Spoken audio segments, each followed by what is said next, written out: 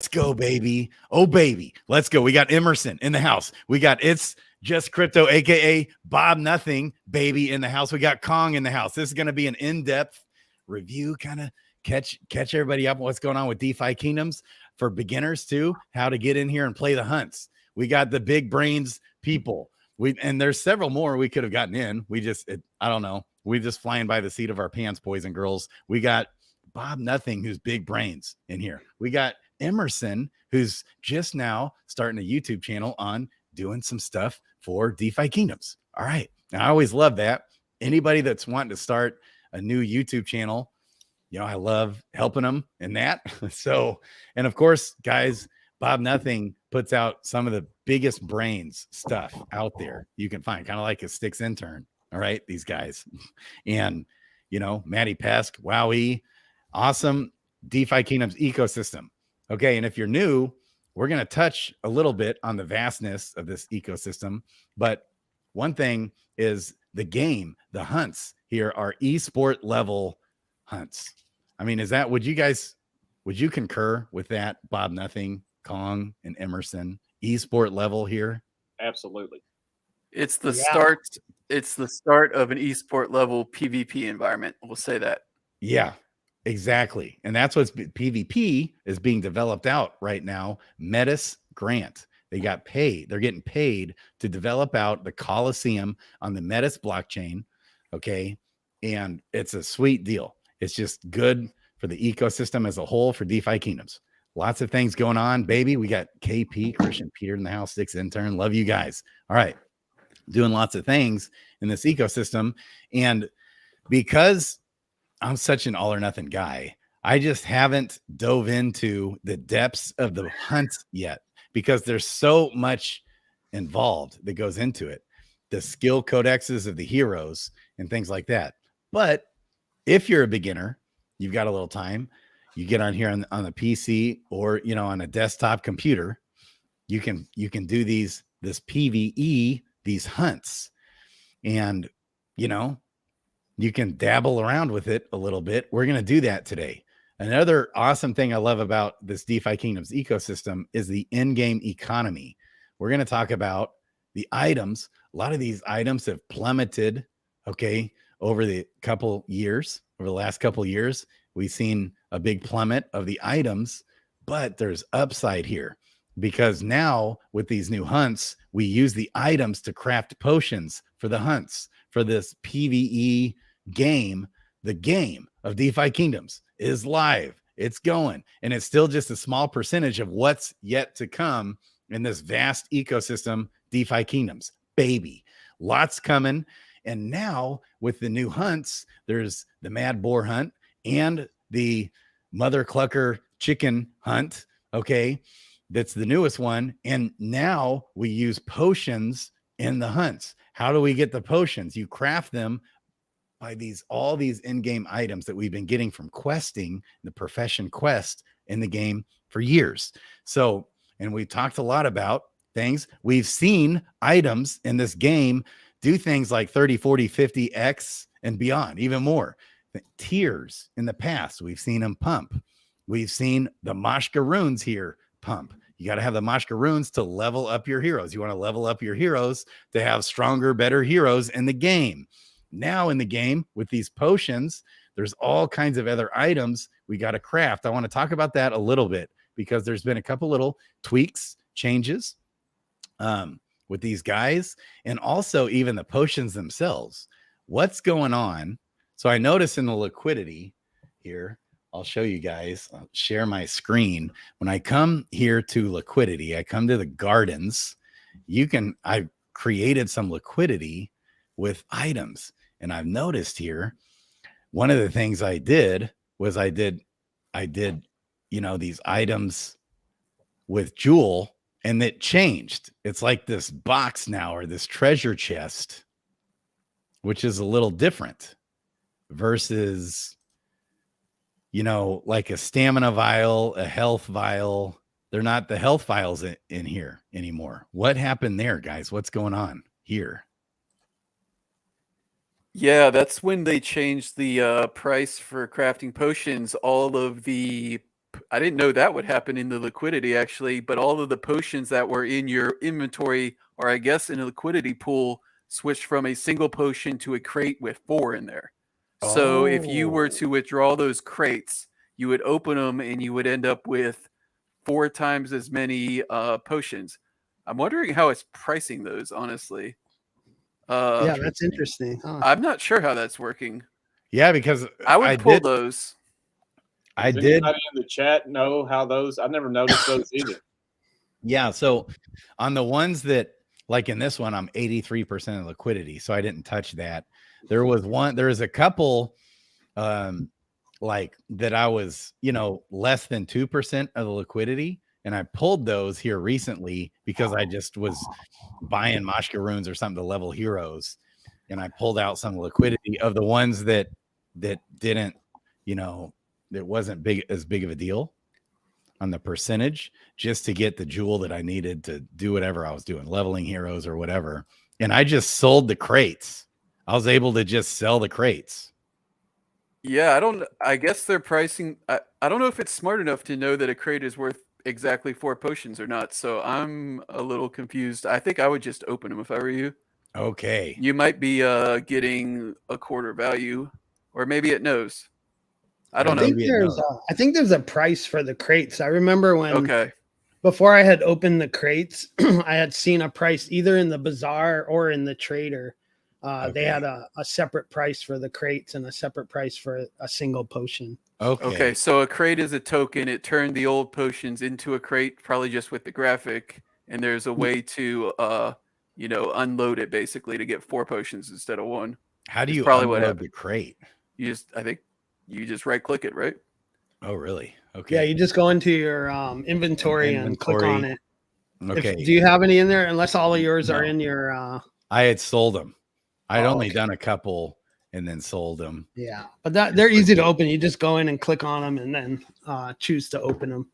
Yeah, interesting. Yeah, so that's happened. That's how they resolved basically for people who crafted a bunch of potions or bought a bunch of potions ahead of PvE. They would get kind of screwed if they just made them a lot less valuable because of the tiers. So that's how they resolved it with the crates. Oh, that makes sense. Okay, because so when you come up here to the alchemist, okay, this is where you craft the potions.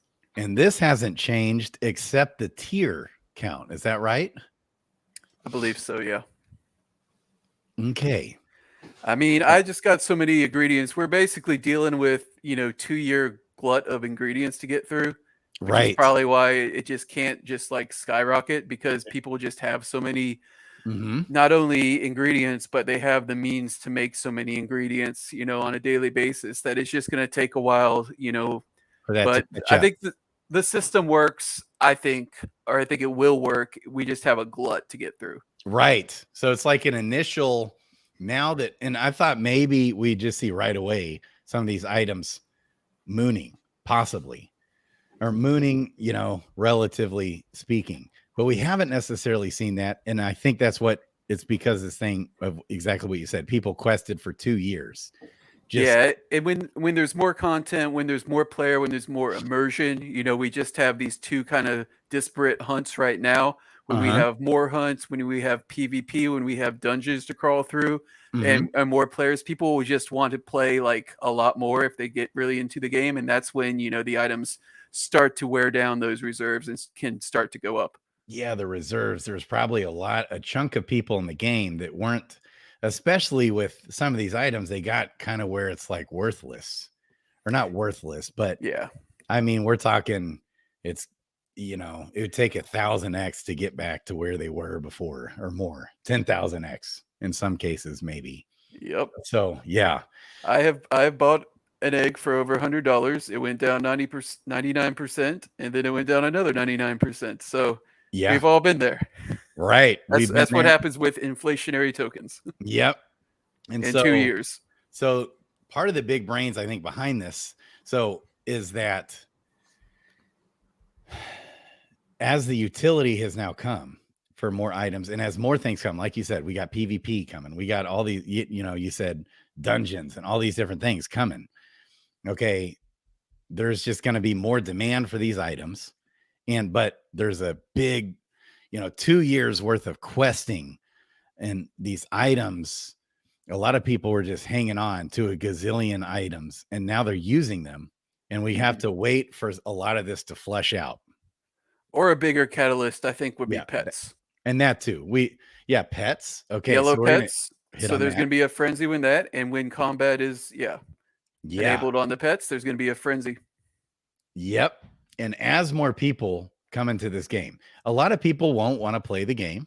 It's probably, outside of a lot of people's scope, but it starts with, Jewel, DeFi Kingdoms. Look at all this going on. Dreamers out there everywhere. Pervy Sage and Christian Peter, everybody's out there, talking about DeFi Kingdoms all the time. More and more adoption will come. Guys like George, guys like, different people, they don't want to play the game, but they believe in the game. They believe in what's going on. They'll want to buy some Jewel. Then there'll be some people that maybe want to get into some of the gardens, get into the liquidity. And then they might want to buy a few heroes like gardeners, for example, because it ups your liquidity rewards. Okay. Different things like that. If you're putting up liquidity, the numbers are actually a little bit better than people might realize. You can do a Bitcoin USDC pair and get, some decent interest on that in the yield farm it with heroes, with pets. Even there'll be some people doing that. Then there'll be people getting into it and they look at how in depth the NFTs are. These heroes are so in depth. The code of the NFTs are the most complex NFTs in all of crypto. Okay.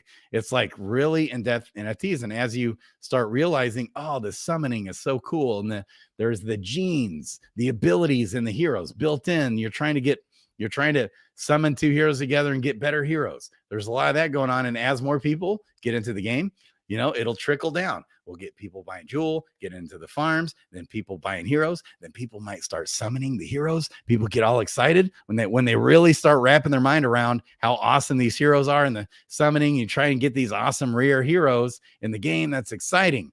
Okay. And as they keep getting into it, then we'll have people that actually do want to dive in and play the game. As more people jump in and play the game and adopt the game and buy more heroes.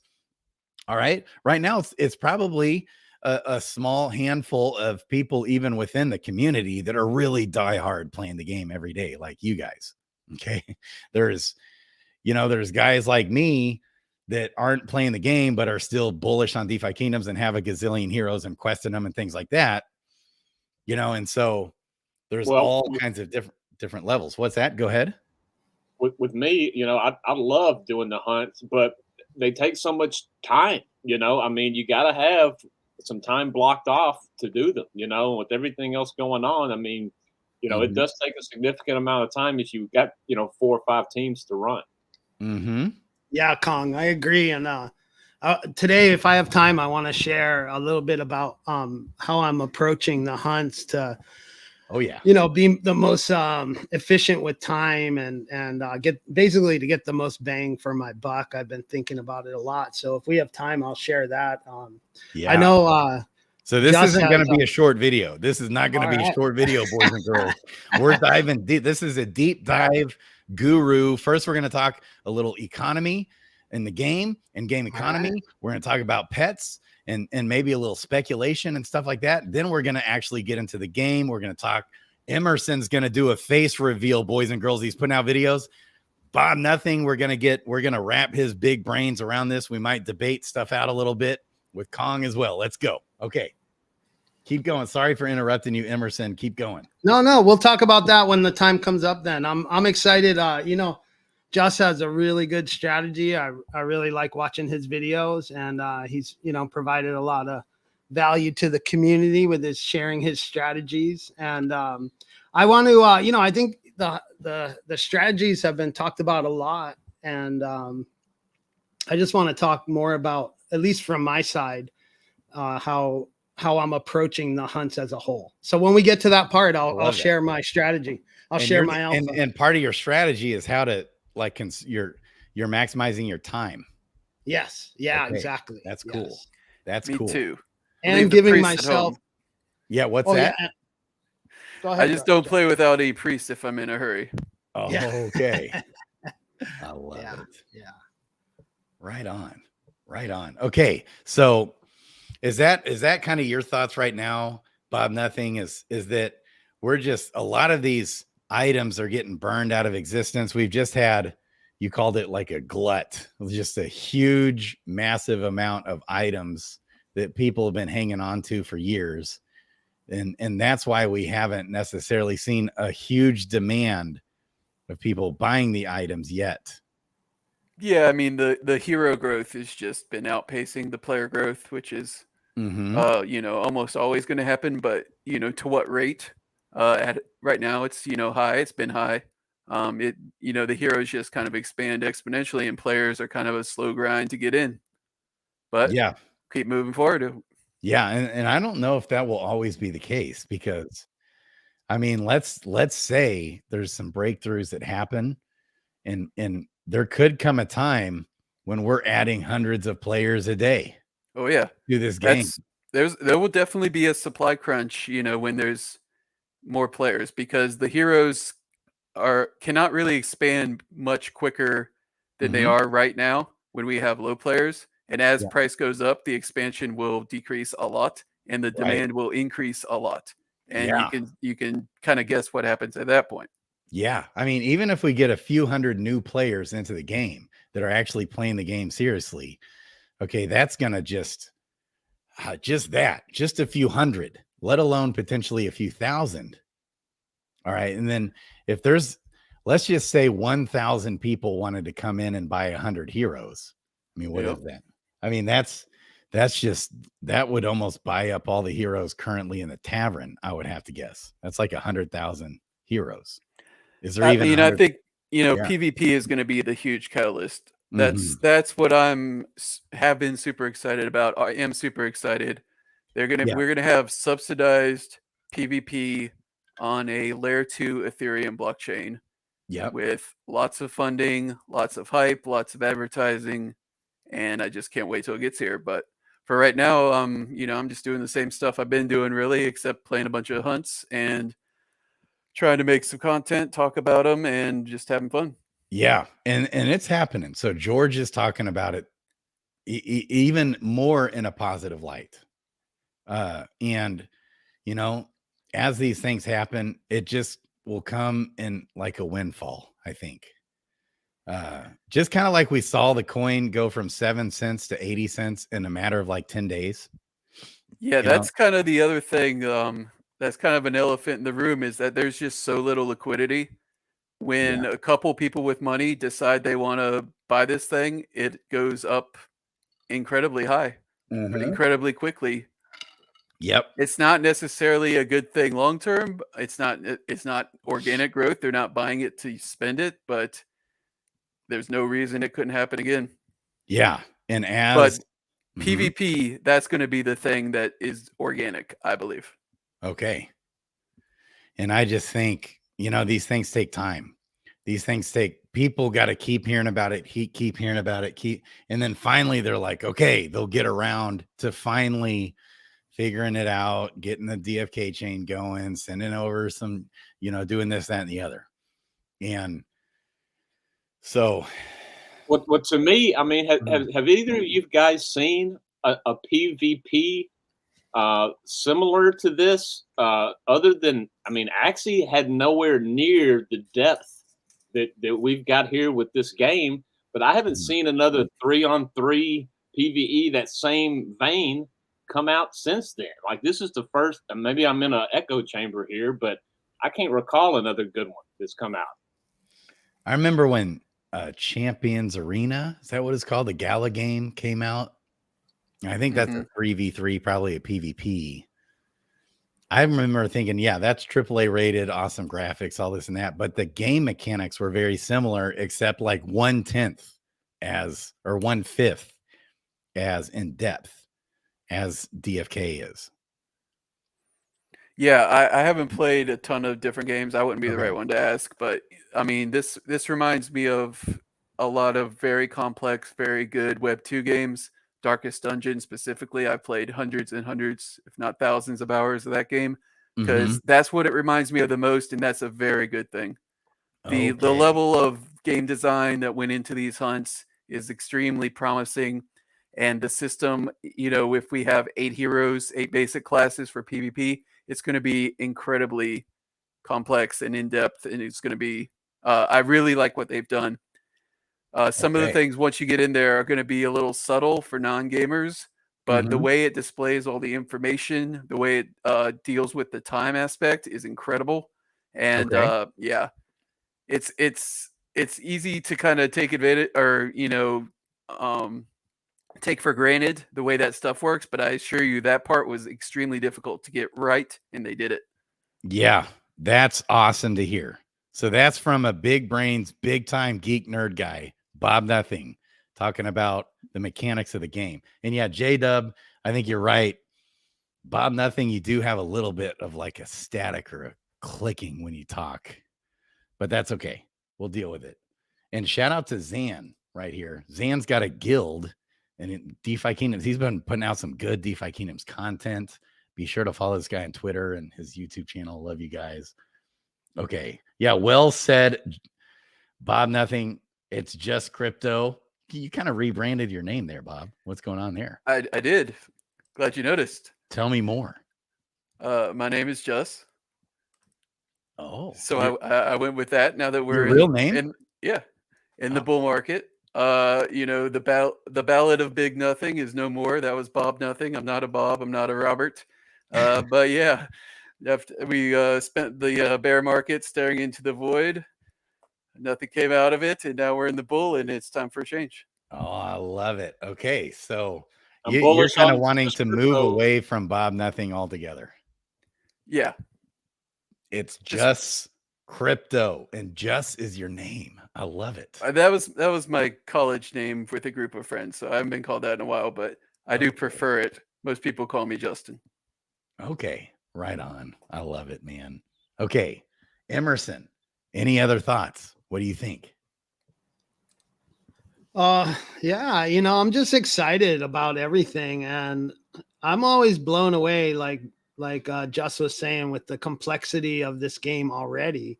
And like Kong was saying, there's nothing like it, and it would take a long time to build something up to this point that could compare or compete, in my opinion, in the Web3 space. So I think we have a big head start, and I think that once we get this in front of the right eyes, people are going to be really excited, and people are going to start coming in. Yeah, and when okay, and when you say you don't think there's anything that can compare or compete, kind of like what Styx is saying here, what Bob just said, is the big brains behind the mechanics of the game. Is that what you mean? Yeah, I mean, look, right now we only have 4 classes out, and there's already so many options and strategies of how to beat the hunts, and we haven't even released the traits yet or anything like that. So, and there's so much more weapons and so many other things, the enchanting, crafting, all that stuff to come. So it's just going to get more complex in a great way, in my opinion, from here. And that's going to solve all of our problems, hopefully, with the glut of items and everything that we have. But I think, a lot of people like me, I didn't just save all my items these 2 years. I've been selling a lot for gas, and so I do have thousands of items, but I mean, those could go quick, once we really start using them. So that's how I feel about it. I love it. Yeah, good thought here, Zan. Small team. And here's what's cool is the team is growing now because they have the money. They're going to be able to pay people to bring on more devs.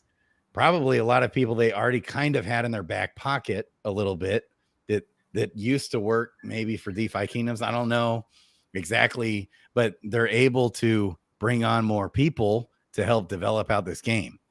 And so hopefully, we'll see some of that accelerate. They said that this new Coliseum and PvP situation was not going to slow them down. It was only going to accelerate things. Okay. So that's awesome.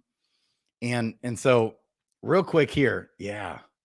KP. So could you repeat Justin, could you repeat for us what you said? What'd I say? Like repeat. He said, well said. And I remember you were just talking about how well the team executed something in the game. Could you repeat that? The design of the game, the HUD, the heads-up display, that's kind of how it displays all of the information, which is really easy to take for granted, like I said, but it can be, if that doesn't work, this game doesn't work at all. It's not able to be this complex without that kind of design. And yeah, the complexity, is great. As far as I'm concerned, and it's going to get even more, but like the ability to display everything like it does and play like a really good Web 2 game, that was the part that took so long to get to this point, I think, from them. Okay. From this point, now that they have that stuff and the time bar, and there's some other verticals to do, but mostly it's just going to be kind of horizontal, like iteration. Like we have 4 classes, making a 5th class and a 6th class is not as complicated as adding like a time bar. Like that was a huge mechanical thing. Whereas going horizontally, they can go a little more quickly. They can make a 3rd hunt. They can do these mechanics on like a dungeon crawler. They can add more classes. And that's when we really kind of are able to accelerate. I love it, man. Okay. I get what you mean. Okay. Dude, I love it. Okay. Great KP hype. Yeah. With everything going. That's awesome, Zan. Yes. And so they never cut corners. And one other thing I was thinking, as great as the game is, I think the biggest asset that DFK has going into this bull, going into this PvP partnership is the heroes. If you and me were going to decide to make a game and start with these NFTs, do you know how long and how complicated and how basically impossible it would be to replicate what we have? Because this has just been years of these traits like mixing together, all these abilities mixing together, and you just could never do it without putting in that time. There's no substitution for the time in order to create all of these truly, non-fungible heroes in the way that they have, with the complexity of all the recessive traits and the mutations. That system, that just needs years to develop to where it is now. And a new game could never do that without putting it, they would have to make the game less complex, or which is more likely, or they'd just have to cut corners. There's no substitution for it. Right. And so a couple thoughts too before we get to the gameplay, which we're for beginners. Gameplay for beginners here. We're going to do a hunt. We're going to do a mother clucker chicken hunt here. Okay. So I haven't done one yet. All right. We're going to talk about a couple things. We talked about, so when we look at these heroes, okay, and I'm going to sort by level descending. Okay. So like this is one of my monsters here. This level 20 thief finally got to level 20. He's ready to go to level 21. I don't think we can go to level 21 yet. So when you look at the back of the card, they have stats, and they have profession. Crafting isn't here yet, but that's coming. That one isn't right away, but that's coming down the road. Crafting, and that'll be huge, by the way. Will be huge for the, again, in-game item economy when crafting comes. Okay. And then in the back, they have the gross stats for when you level the hero. This is how they, the difference potential for them to grow in their stats. We can hit on that. That's a different video. That's even more beginner. And then there's these ability genes. Okay. There's active 1, active 2, passive 1, passive 2. These are going to come into play, I think, fairly soon, right? Am I right? Fairly soon in the PvE and PvP. They already have skill codexes. Each hero class has a set of skill codexes. Then in addition to that, they have these abilities or genes, whatever we call them. Okay. And there's basics. These are basic abilities. Then advanced abilities. Then there's elite abilities. And then there's exalted abilities. Once these abilities go live in the game, I think that will also be bullish for the whole in-game economy big picture, because it will then all the more incentivize us to use that dark summoner more and try and get these better rarity heroes with higher abilities. And so I think that'll be good for the hero population and Also, as heroes get burned out of existence, there's also less heroes to quest. But they've also, the team said, I think even before crafting, according to Hubert recently, there's going to be another hero burning mechanism coming up around the corner. Is that right? Isn't that right? Yeah, that's what he said. So we'll see what it is. Yeah. And then they're also adding Frisky said that they're adding death duels to duels now. So that's going to be another burning mechanism. And I just want to say, Grady, you mentioned crafting, and I think I'm more excited about crafting than right. PvE. I mean, I'm excited about PvP. Yep. But I think as a whole, crafting is going to have the biggest effect on the game. It's going to affect every part of the game. Yeah, it'll be massive. It'll be massive. Not just the items, but also, the heroes too, because we're going to start summoning for those great crafting stats so we can craft better. So there's going to be it's going to affect the heroes. It's going to affect all the items, and it'll also affect the weapons because we're going to be able to enchant them. So I just see crafting as the thing that's going to have the biggest effect on the all around game. The biggest effect. I agree. Would you concur with that, Bob? I fully agree. Mm-hmm. So what gamers want on these MMO type of games, massive multiplayer things, is they will grind for literally years, months, whatever, however long it takes to get the best of the best in terms of items. So usually in an MMO, you don't need to worry about grinding for the best hero because they're all the same and you just augment them with items. But now we have heroes to grind for best of the best, items to grind for best of the best, both in drops for the void hunts and whatever comes out early. There's a big difference between a 5% bleed gore blade and a 9%, for example. So getting like best in class, you would call it. And then getting the best enchantments on there or the best crafted other gear that you can make. That's going to be just a whole nother level of degeneracy because gamers eat that up. I personally, when I played an MMO, a D&D MMO for way too long, it was like life destroying almost. But you just had to have everything. And that's going to be like the best in class is going to be a huge catalyst. And crafting would be a major thing. Crafting will be huge because there'll be rarity of weapons and items that we use in the game. And also with the heroes themselves, you talked about this. I want a mythic Dread Knight with triple exalted ability. I mean, a quadruple exalted abilities, right? I could see myself for months diving in and trying to get that mythic. That's what people have been doing for months, years. Yeah, the bear market. That's what people have been doing is just grinding that one aspect of it. I'm saying that's just the hero aspect. When we get gear, when we get enchantments, when we get pets, you want the best pet bonus at the highest percentage. Right. Gamers will definitely spend for that and definitely grind for that, depending on their lot in life. And both options will be viable. And it's going to hit, but when the rubber meets the road, when we can actually use those exalted genes or abilities here, we can actually use them in the game. That's when the rubber meets the road and we'll see the real value of having that. And we're all going to be dark summoning like mother cluckers here, baby. So we can go crush it in the mother. And then, when crafting comes, we're going to be making weapons, burning weapons, making weapons, burning and trying to get the best of the weapons, I'm guessing. Okay. Definitely. Yeah. So the only reason that's not happening right now is that you don't need the equipment to be PvE. Right. But when it comes to PvP, when there's Metis tokens on the line, real money. And real subsidized Vitalik Mom L2 ETH, like money bags money, by the way. Yeah.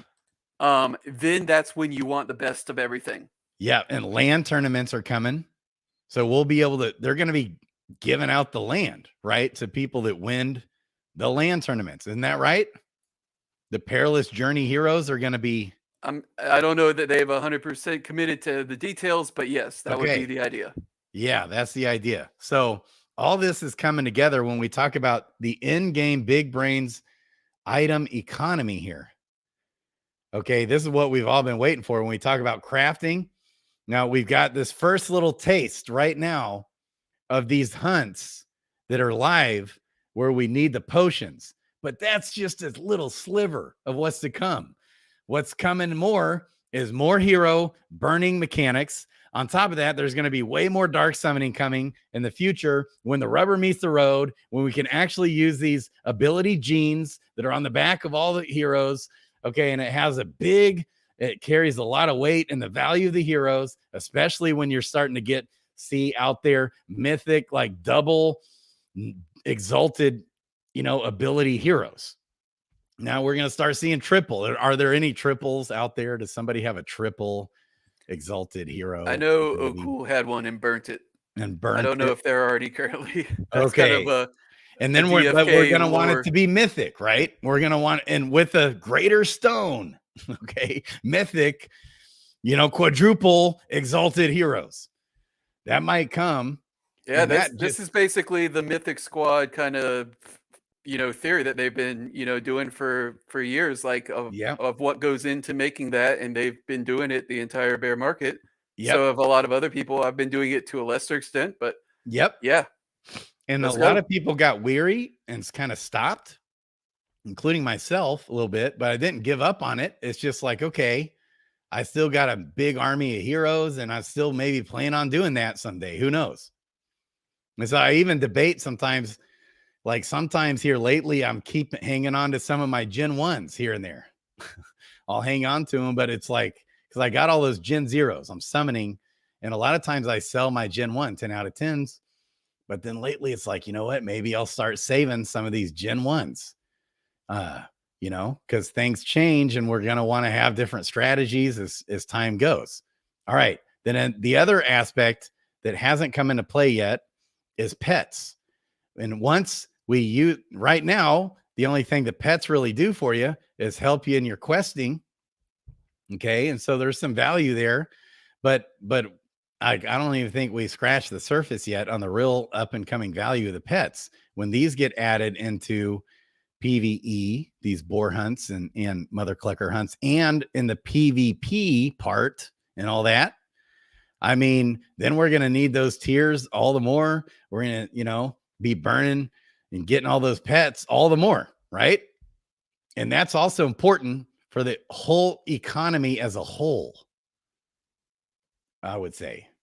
Okay. Oh yeah, pets cost so much more than these potions that once people have a use for the best possible combat bonus, the best possible crafting bonus, people are just going to summon as many pets as they can in order to get what they want. Mm-hmm.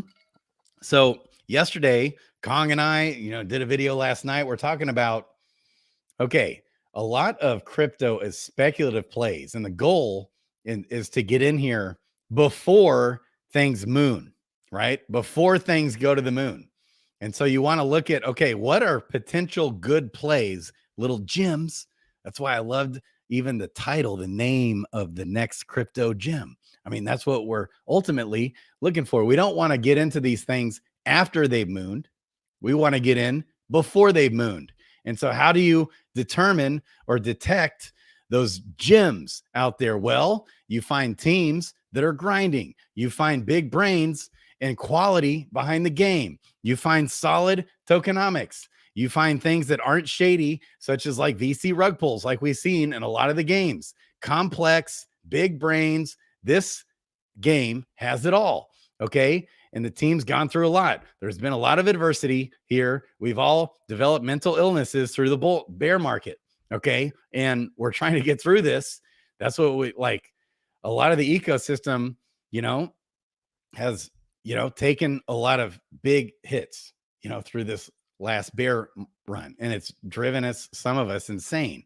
But, if we can be patient and look, okay, is this a team that's pushed through adversity? Have they shown themselves to be resilient? Are they still grinding? Are they transparent? They do weekly AMAs every week. We know what's going on in the development. We know what's happening with this ecosystem. We know that the team's grinding. Okay. Is this a team that's a good bet to bet on? Well, and what else is going on? Partnership with Metis. Now they've got $2 million, is my understanding, to work with.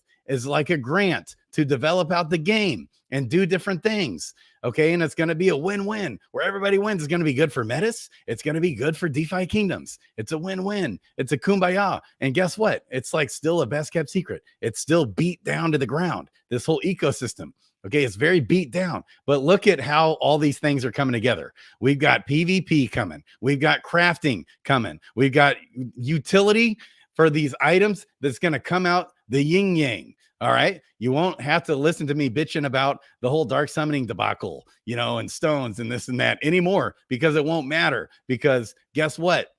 You know, there's going to be so much utility coming out the yin yang for all these different items and different things with crafting, with potions, with the game, PvE, PvP, dungeons, and traveling and lands and, you know, whatever, you know, traveling and stuff like that, trying to go through lands. People are going lands will be high demand, probably coming. You know, that this is so well thought out on deep levels, on big geek nerd brain, big brain levels. That's where Bob Nothing comes in. I love the team. Actually, ought to look at, you know, look at you, Bob Nothing. It's being an advisor here. Like you should be Hubert Cumberdale's right-hand man, probably. Okay. So I'm available. I love it, man. Okay. Hey, and one more thing, that $2 million figure, I believe that was 20,000 Metis tokens for both the team and to subsidize PvP to the players. Okay. And that 2 million number was based on $100 Metis. And oh, by the way, it shot up to $148 the other day. And God knows what it's going to be at when PvP comes out in Q4, maybe. Wow. Yeah, I think Christian Peter was talking about that, wasn't he? He said Metis was reminding him of what Avalanche was doing 4 years ago right now or whatever. Oh, okay. It's a very serious ethel too. Yeah, that's huge. I want to also real quick, a side note, give a big shout out to Kupo here. Man, Kupo is such a kind-hearted, good dude.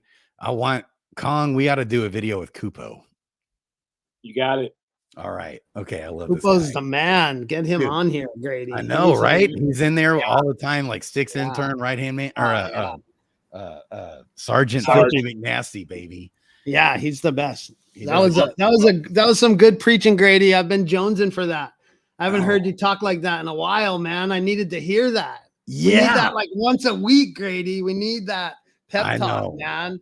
I know. Just to remind us what we got here, you know? Yeah, right. Keep it coming, bro. I love it. And it's all the more confirmed for me as I spent time with Dreamer. Okay. And I see first of all, his talent in what he's doing. He's got a talent and a gift, and it's like a craft. He has his own Dreamer way of doing things.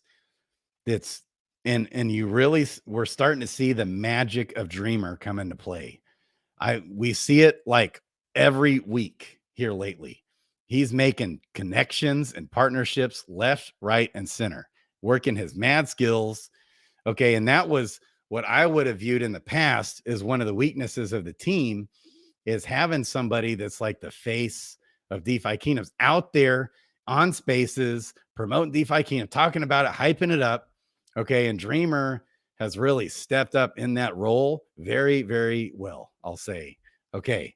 So that's been encouraging, on top of also all these different things are coming together for DeFi Kingdoms. The upside here is mind blowing.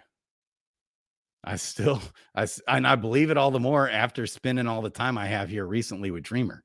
He's like won me back. He's really won my trust. I think he's a good dude with a good heart. Okay.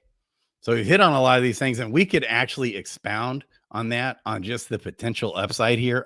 It's so massive, the upside to this project. I can't even wrap my mind around it. You talk about true blue 100x, 1000x gem. It's right here. DeFi Kingdoms, baby. Okay. So anything else before we move on to the gameplay? I just wanted to hit on some of this. So with the potions too, that was the other thing. So now the potions, what they did was, because the game is going to require a lot of these potions. Okay. The team has lowered the required tier count. Is that right? to crack. Yeah, I believe it got quartered. It got quartered. Okay. Divided. Yeah. Okay. All right. So and you want one of these fine gentlemen to speak to the stones and the weight system of how you can carry them into battle. When do you guys want to take that? Yeah. Let's talk on that. So well, okay. So to actually battle, you click here and you scroll down and you see void hunts. Okay, so we're going to click on the void hunts. And this is simple. You just sign in here and hit sign. You got to do this on a desktop. You can't do this on your phone. Right? I wonder if are they working on that? Or are they going to try and change that? Do you guys know? I think that's I mean, they've mentioned it. Yeah, I think that's down the line type of thing, you know, but it would be great if they did. It's just, I know people like Grady, man. He likes laying in bed and being on that phone and clicking buttons, baby. Yeah, it is.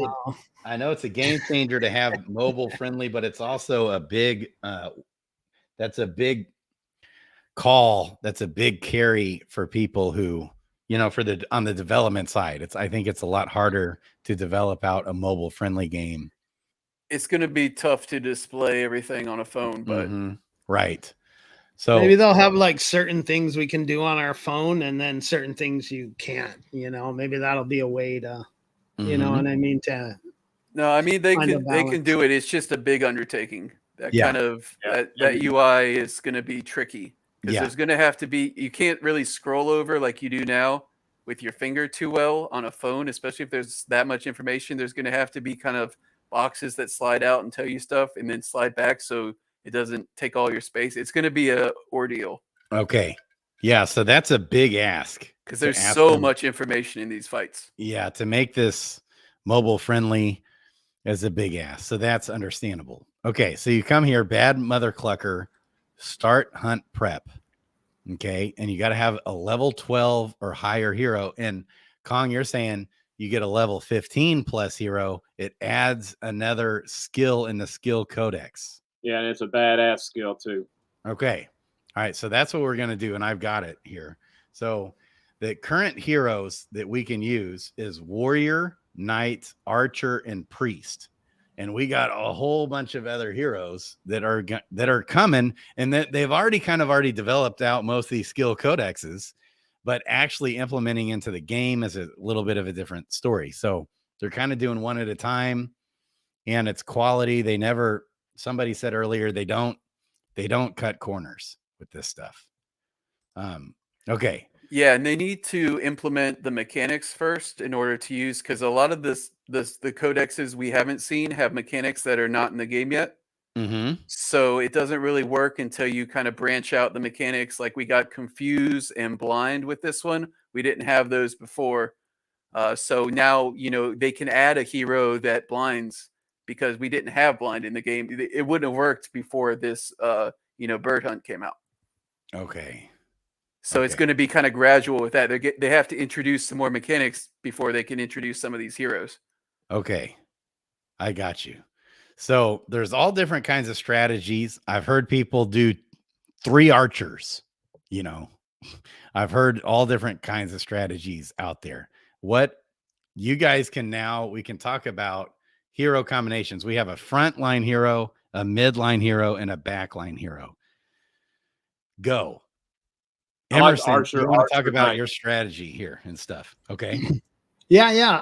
I'll go first, and I think I'm not too humble to admit that Just will probably go a little bit deeper into this. I think his brain's a little bit bigger than mine on this stuff, but I do have some value to share. And what I'm doing right now, just because I have limited time, right? And these hunts take a lot of time, especially with the Archer buffs and the other buff to the Bad Mother Cluckers that they made. It's taken me even more time to get through my hunts. Okay. And so what I'm doing now I'm breaking it down to, I'm using just all 3 Archer teams on the Bad Mother Cluckers. And the reason why I'm doing that is because that's the fastest I can get through the Bad Mother Cluckers. And the other reason is I can win all my boar hunts with my Priest, Knight, and Warriors, no problem. So what I'm doing is I'm queuing up my hunts in the morning, and then throughout the day, I know all my when I open my hunts, when I have time to do some hunts, I know all my archer teams are going to be the bad mother clucker hunts. So I'll rip through those. So I get 3 or 4 of those hunts in, and then the rest of my hunts I'll do in the boar hunt. And the reason why I'm doing that is because I figured out the math. And it makes more sense. You get the same amount of entries for the raffles. And right now, the most important thing to me in the hunt is winning that clay, which I haven't done, but is trying to win, maximizing my, my entries to win the raffles for that clay. I mean, it's like $300-400 if you win the top prize. You got the crystal, and now the jewelers had an awesome idea that they were going to offer the rune. So you got that too. So that's your biggest prize. So I'm trying to, with my limited time, I'm trying to get in the most successful hunts that I know how to get in the quickest amount of time. And what I've found is that if I do 3 or 4 archer hunts, I can pretty much do those without losing. Maybe once I'll lose and have a retry. So I can do those 4 hunts real quick, get through those, try to get some loot, and then move on to the boar hunts and use my priest and my knight and warrior to win those. And I have those pretty much down. So, I might lose here or there. I mean, there's RNG involved. So, but for the most part, I can get through those hunts in one day. And if I do it that way, that's how I can get through the most amount of hunts and get the most entries into the raffle. And at the same time, I'm playing the hunt, so I do have a chance to win the loot. But the loot drops, the weapons and the equipment and all of that, the drop rate is so much lower compared to the raffles. So I think Hubert said the other day there was like 2,000, about 2,000 hunts a day right now was the average. And I did out the math. I was doing the math for 3,000 hunts, and then if you were able to, like the average person, maybe get in 5 or 6 hunts a day. And at those numbers, winning the raffles, the odds of you winning a raffle is about 1 in 167. And then if you did 6 hunts, and then the odds of getting some kind of equipment, not even the top equipment, but that's more like 400 to 1 or more. So it's way more, you have a way higher chance of winning that raffle than you do of getting the Excalibur or something like that. For example, that's only a 0.04 drop rate.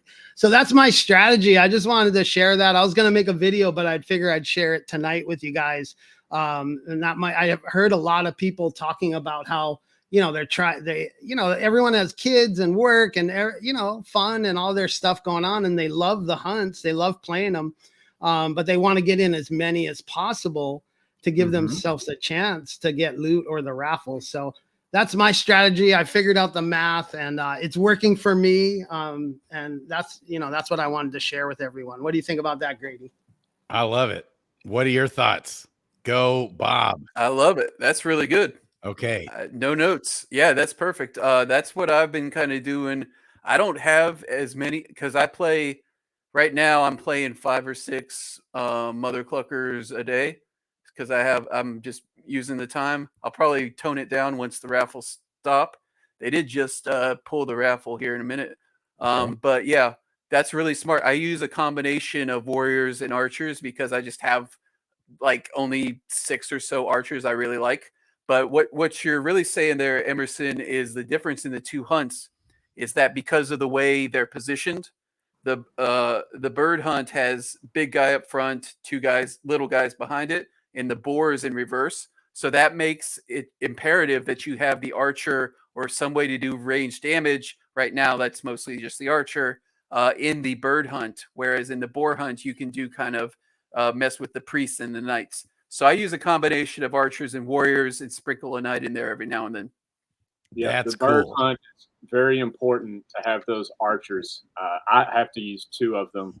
I don't have to. I can beat them. It's much more difficult not having 2 in those chickens. Just like I just said, because of the positioning of where they're located. But yeah, and that's why archers are a premium in the marketplace, right? Or in the tavern, because the speed of which you can beat, that's what everybody's putting the value in. Yeah. The most retries I've had to do, I had this team of knight, warrior, priest that I didn't think too much of. I used it plenty of times against the boar, and it's fine. It was terrible against these birds. I had to retry like 3 times. Wow. And I knew what I was doing. I just didn't have the tools. The archer is very important. Okay. For this hunt, it's not as important with the boars. Doug Hype has his strategy here on the hunts. And right here, this is the only way you can win, according to Doug, is you have to come in here to DeFi Kingdoms. You come here to the tavern, which is also where the hunts are, by the way, in the tavern. Alpha drop. You come here to the Visage shop. All right. Soon we're going to see the Doug Hype Visage up in here, baby. You can get a fur coat and stunner shades.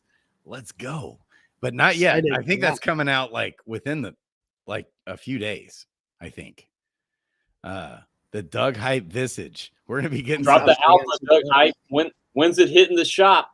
When's it hitting the Visage shop? We're going to be buying some Doug Hype Visages, which Doug Hype will get 10% in his pocket of those sales. So Doug Hype will have all the more incentive to promote DeFi Kingdoms, right? And the team's going to be doing this for guys like Crypto Crow, for George. They're going to make like a Crow coin or Crow Visage. We're going to have a George head Visage, probably kind of like a bloater head Visage coming.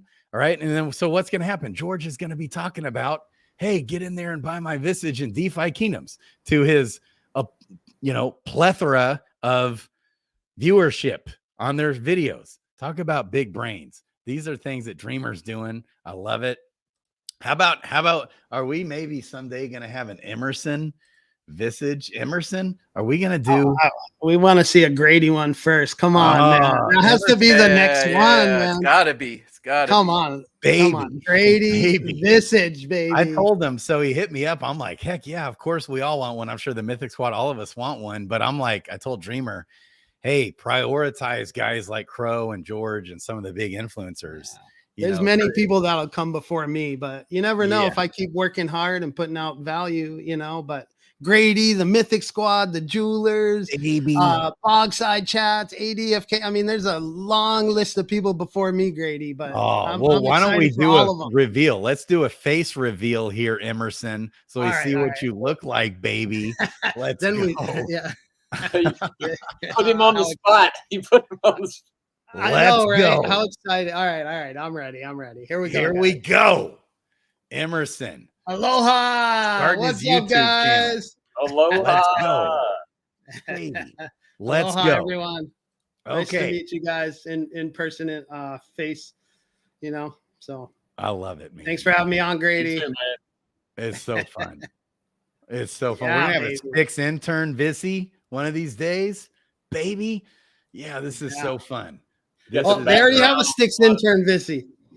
The bloater Vissy is Sticks intern. I know. I can't wait for all this. All right. Frosty's not too happy about that either. He wants his plushie. He don't. The Frost bloater doesn't even have his plushie.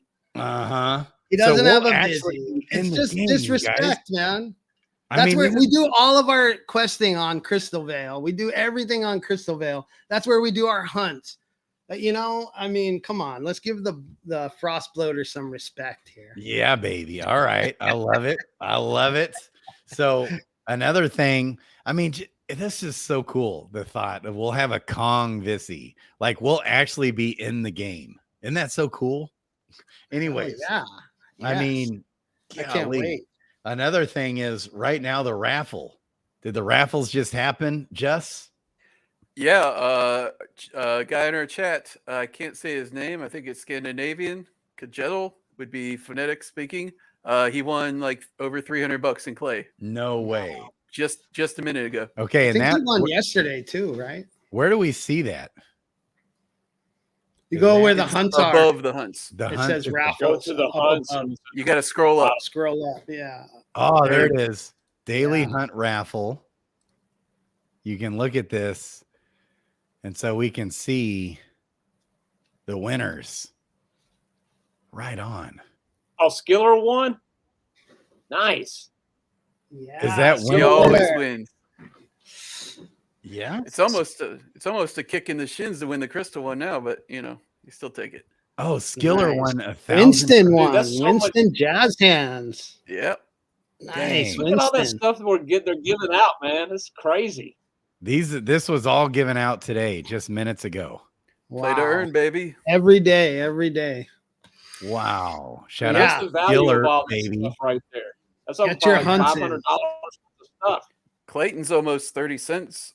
So yeah. Clayton's been pumping. I mean, everything has, but yeah. Yeah. It's nice. Man. Shout out to Clayton Foundation. They may have not voted for us in the little thing, but they did supply a lot of clay tokens for this, and that's really cool to see. Right. Yeah. So I can't wait for the AVAX tokens. When are the AVAX tokens coming? Hey. Probably. Or some meme tokens. We accept whatever. We need, some big red, huh? Some big red sponsorship. Yeah. Okay. Wow. All right. So all right, let's get into it. Back to it. Okay. And I thought I had a priest. Thought I had like a foraging legendary priest. Okay, so when we come back to the hunt, dude, you probably don't want no priest, man. You probably want a couple archers. A couple archers, even. Archers, yeah. Archers. Okay. So here's what we got when we hit start hunt. At least one archer. And I just turned off my DFK helper, by the way. Shout out to Helper, their automation tool for DeFi Kingdoms that I still use. Yes, it'll also load up your hunts for you, which is, man, a huge time saver as well. Okay. I love DFK Helper. They've helped me a lot. And I can't say enough good things about Zellies and DFK Helper. Right. And he's always improving and adding things and willing to help. And he's just an amazing guy. And he's also one of the sponsors for Pink Slip Duels. So just can't say enough good things about him. Yeah. So time saver there. That's the whole thing is you can have a zillion heroes and you can set it up to do just about anything you want it to do. Okay. And they actually got this archer right here, this beast man that's 56 decks, That sounds pretty good. I would grab archer, warrior, and a knight so you can see what all three of those do. And that combination works pretty well. Okay. And warrior in the middle. Yeah. Okay. And this warrior is, he's got some, so HP. Yeah, these are some high level heroes. Yeah. HP, man. And this is a nice team. Dex really good. Can I ask Just? I wanted to ask you a question, Just, to get your thoughts on it. How do you feel about the how hard the hunts get as you go up in level? So like a level 12 Bad Mother Clucker hunt compared to a level 14 or 15 Bad Mother Clucker hunt. Do you think the rise in difficulty is on par, or do you think it's a little bit too much difficulty as you get up in the higher levels? What do you feel about that? No, I think it scales decently. You definitely don't want to have like 3 14s if you can avoid it, or like 13s and 14s, because kind of the inflection point is 15 where you get that extra skill. That really helps you a lot. So I usually do either 15s together or 12s together. And if I need to, I'll mix in another guy. Okay, there you go, Grady. Can we do this because I don't have a level 15? Yeah. You're gonna ready to go. So he's questing. Like Worm is saying there's actually a giveaway on Twitter right now with Trade Room and Zellies. They're giving away a Gorbo tomorrow, I believe, on their stream for that they're doing. They're doing a Jewelers and DFK Helper collab. Those bows are expensive too, man. Sweet. That's awesome. So much going in this ecosystem. I think Mythic Squad was live last night, weren't they? I still need to catch up with that. Yeah, I think they usually do a Friday night thing too. But yeah, and is Sarge going live tonight? I didn't see an announcement, but he usually does. He's going with Sunbear and somebody else from the team. So they're doing and that's in like 2 hours, I think. Good. Okay. All right, good. perfect. We might be done by then, right, Grady? Maybe I'll try and get in there because Sarge just asked me like 10 times to come on, and I've just Grady, get on there. Need to get in there. We need more Grady, baby. More Grady. Let's Grady. Go. Yeah. Okay. So is this good, Bob? Should I do the warrior in the front and the two archers in the? This is going to be awesome. All right. So warrior, I have pretty strong opinions about. Archer, you could really go a number of different ways. Okay. Let's go with the warrior then. You tell me. We'll select abilities here. I like your gladiator strike is awesome. I usually do the one on the left for more hit points. Gladiator. So they're not going to be bleeding that much. And then the one in the middle.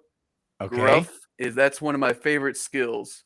Okay. And then the one on the left for tier 4, that's your best damage skill. It's really good at cracking eggs. The problem with rapid onslaught is it has low accuracy, but eggs are really easy to hit. This is the best way to kill an egg before it hatches at the end. That'll come up. And then final blow. I don't think the warrior tier 5s are all that great, but final blow is just a basic way. It's a Hail Mary. You don't want to use it unless it's your only way to win, and then it's the best skill you can have. It's like a Hail Mary type move. Okay. So that's how I build my warriors pretty much always. I screw around with Whirlwind if I have multiple warriors, but I think those are by far the best. Archers, you can mix up. Okay. And then I hit close. Okay, so that's selected. Now I'll come to the middle archer and just do whatever you think is best. You tell me. And then we'll go. Let Emerson handle it. He does archers all day, right? Yeah. You know, I just go all the way down the left side, Grady. Okay. That's my strategy. If I'm using 3 archers, I will throw in 1 small stone, but I just, 1 small stone is great, and everyone loves it and uses it a lot. I just have a personal issue with it because when I first started using it, I used to miss with it so much. I would never get that crit, and so I just stopped using it, and I just got used to using the whole left side. I'm the same exact way, Emerson. That happened to me almost identically, man. I got so frustrated early on with the small stone because I saw other guys getting the crit with it, and I hardly ever got the crit with the RNG. So I shifted away, and then I just never went back to it. Okay. All right. And this isn't. That might feel different, but that's just my strategy. I just use all those. And this is by far my weakest hero. I was looking at his stats. That's a rough one, bro. I know he has not 24 intelligence. What happened? I know this man is not leveled really. No, is that level 16? Yeah, or only 7. 600. Yeah, that's a rough one, but it's okay. He'll be a gatherer one day. Yeah, I think I just used him as a quester. Take him to the pit, Grady. You'll be fine. Yeah, I think a lot of people like the left side. I generally don't. I have my reasons, but you can. I mean, the left side is kind of the easiest way to kind of just nuke them. Sometimes you get punished for it. Usually you don't. I kind of like to have a little more control and go on the right side. If you want to do 2 different archer builds, I can show you what I would do. Let's do it. Let's do this. So this guy's dead on too. This guy's an absolute monster right here. Yeah. Okay. Yeah, that guy is way better. One of them like him. Yeah, do that. Okay, so let's do your style here. So I'm going on the right. That is going to be Pierce. Okay. So you're going to fight eggs at the end. Like eggs, like you might think, have really big, I guess, armor. So the Pierce is amazing there. And then I do the middle one because I like to channel in these fights, especially if I'm going to use a Swift Potion, which I often do. Can you scroll down and see your stats a little bit? Yeah. So you got more luck than strength. So I would go the middle one for tier 3 to give you a good channel skill. Although, actually, I changed my mind on that one. Since you're such high level, let's go the one on the right. Okay. Piercing arrow. Yeah. So So the one in the middle there that I took you off, that one's really good for conserving mana when you're on the lower levels, like level 12s. But I would not use this with you like a level 19 guy or whatever you are, 18, because you don't need to conserve mana. But that's what it's good for. So I would do the middle one on the next one. That'll be a nice channel. And then a middle one again. That's kind of, that one's tough to set up, but that's just game over if it lands in the right spot. Okay. So I like the channels. I like to set up the timing of it. I like to use a Swift Potion on a channeler, and you can basically do whatever you want. I do try to conserve Swift Potions. So if the beginning of the fight is going well, kind of the start of the middle of the fight is going well, I'll do a strategy where I just use like 4 healing potions, probably, and some anti-blinds, or 3 heal potions and some anti-blinds. But if stuff is going wrong, I want that Swift Potion. Then an archer with channeling can destroy them. Okay. So you'll wait and use your Swift Potion until later in the game, huh? Yeah, usually around turn 3 or 4. Oh, yeah. okay. Well, it'll run out by the time because you really need it at the end, because you'll have that window where you need to kill a chicken or an egg or the mama.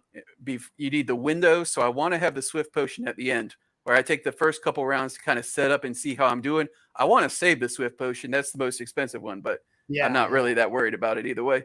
You can do Thrifty if you want, Grady, for 1,500 sea jewel.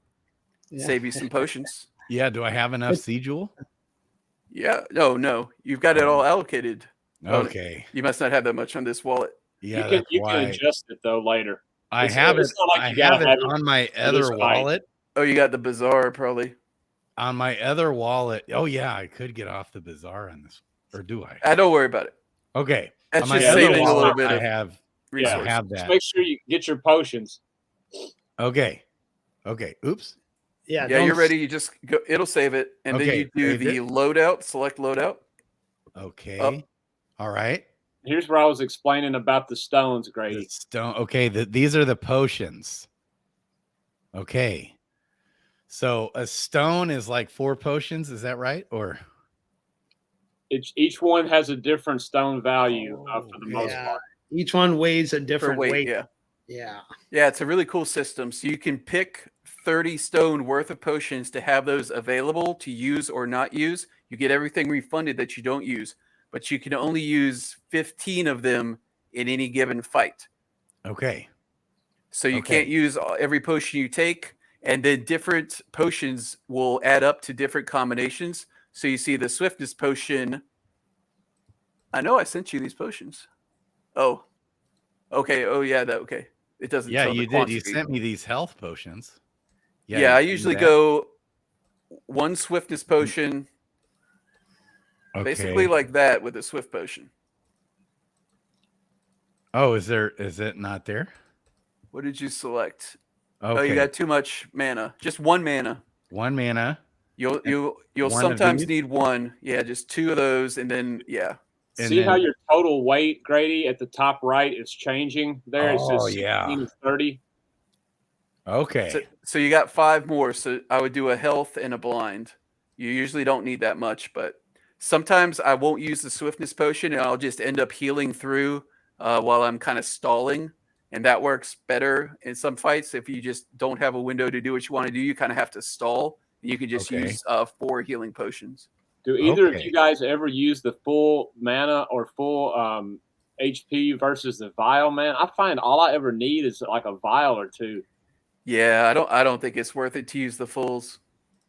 The toughness is interesting to me. I haven't really played with it too much, but I think the toughness would be what I would adjust if I was trying something new.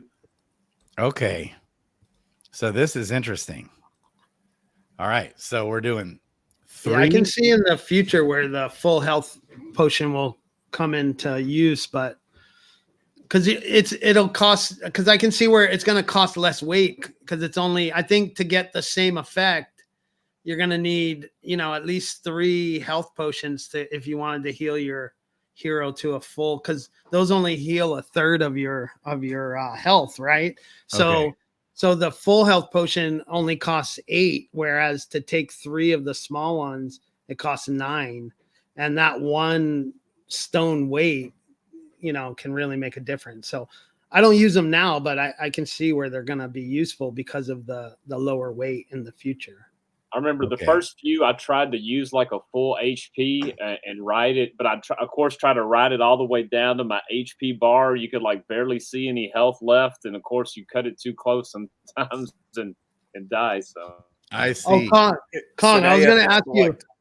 What if you think? I was thinking about a cool mechanic, and Just, you can say what you think too about this. But I was thinking something cool to add would be, like when you get down and your priest just needs one mana point to do a heal, and that heal would really change the game. For example, right? And then you got a dead warrior laying there with like half or full mana left. It'd be so cool if there was a way that you could steal some of their mana, like just enough, like for you gave up a turn and then you could steal the mana from that dead hero or something like that, Anyway, it was just a thought.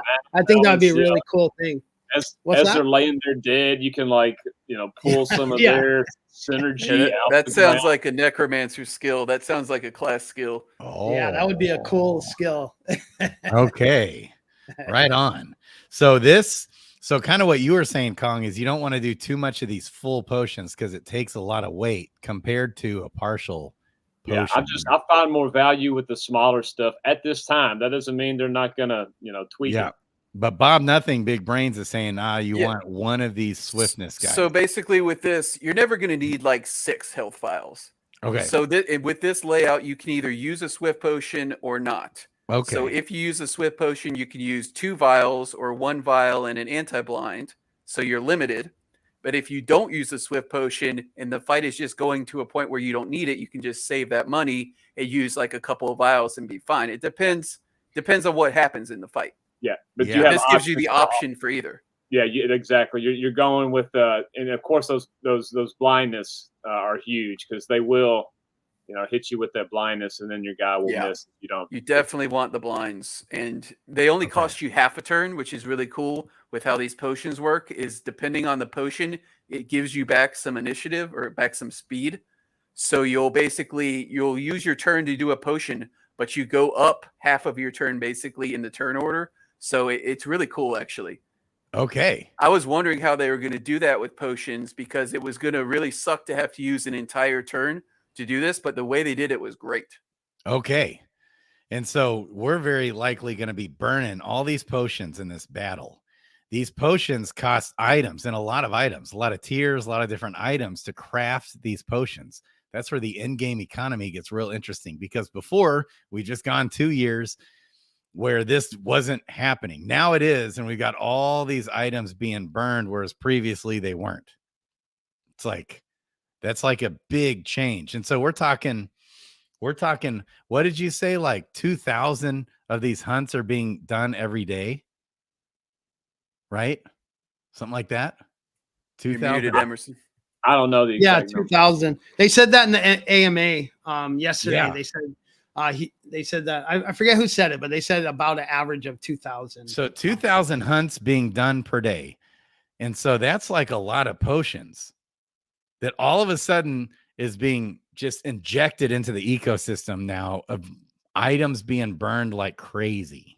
Yeah, once everybody's stockpile is runs out and dwindles down, and people have to start actually. And I think you said this last night or on a recent show that people have to buy these materials, and then they don't want to keep buying them, but they're forced to keep buying them because of the mechanics of the game. That's incredibly bullish. Right. And this is just the start, boys and girls. Okay, then on top of that, so we got all these selected and you got to hit select. I've done this before on the first day. If you don't hit select from this screen and then you start it, you won't have any potions. Then you got to do it all over. Okay, that's good to know. Yeah. That's good to know. Okay, or do I need to hit approve? Just the first time. Yeah, so just for the first time, because it's going to send all of those potions into the smart contract when you start. It is going to refund what you don't use. Okay. And then once they're used, and once these potions are crafted, the items used to craft the potions are burned out of existence. They're gone. And then once these potions are used, they're burned out of existence. And up until this point, up until this last update, the only potion that had any utility was the stam potion, obviously. And every one of these potions that people were crafting was basically just for fun. There was nothing to do. Yeah, there's nothing to do with it. Okay. So you that's can probably big. count on top of that. You're gonna probably use half your potions, each battle, and then if you have that power up, you probably get half of those back, or maybe 1 or 2. Okay, so that's what the power up does, which gives utility to Jewel, the Jewel token, which I can't activate the power up because I don't have enough Jewel. So I need to get in there and buy some Jewel to have this power up, which I need on this specific wallet. I've got it on a different wallet, but not with my best heroes, just because I have 21,000 Jewel in that wallet, but not in this one. So, okay. So then on top of that, so that's the utility for Jewel. Then on top of that, it costs 10 crystal to do this and 500 gold. The 500 gold is burned. Out of this 10 crystal, do you guys know how much of that is burned? Does this function like Duel? Yeah, it's like duels, I think. If it's I forget like what Duel, the number is. If it's either 25 or 50. Well, I think with duels, or how it used to be, unless this could have changed, they but how it at used to some be point. with duels, 75% of that crystal was burned. I don't think it's that much. I don't think it's that much. Yeah, I think that if Christian Peters here, he knows. He was saying when I was on his show, I got it wrong, and he was saying I think 20% of it is burned, but some of it goes to the dev fund. And, different. Now, it goes different places. Right. Some of it is burned. When we summon a hero with the power tokens, it used to be 25% is burned, but now that Crystal and Jade, but especially Crystal, is fully circulating, it's fully released, it's all mined out for the most part. No one's mining for Crystal anymore. Okay. And Jade, that's also going to happen, but it's fully emitted and it's just fully released for the most part. All the Crystal is circulating. When we summon using Crystal, which they're about parity, there's almost parity now, by the way, between Jade and Crystal, which really surprises me. Okay. So in the value of the tokens, which we know all along that should be the case, there should be parity. There shouldn't have been such a discrepancy. Okay. But so if we summon using Crystal, now that it's fully emitted, 15% in summoning, all the crystals burned. 15% of that crystal's burned. Okay. And then,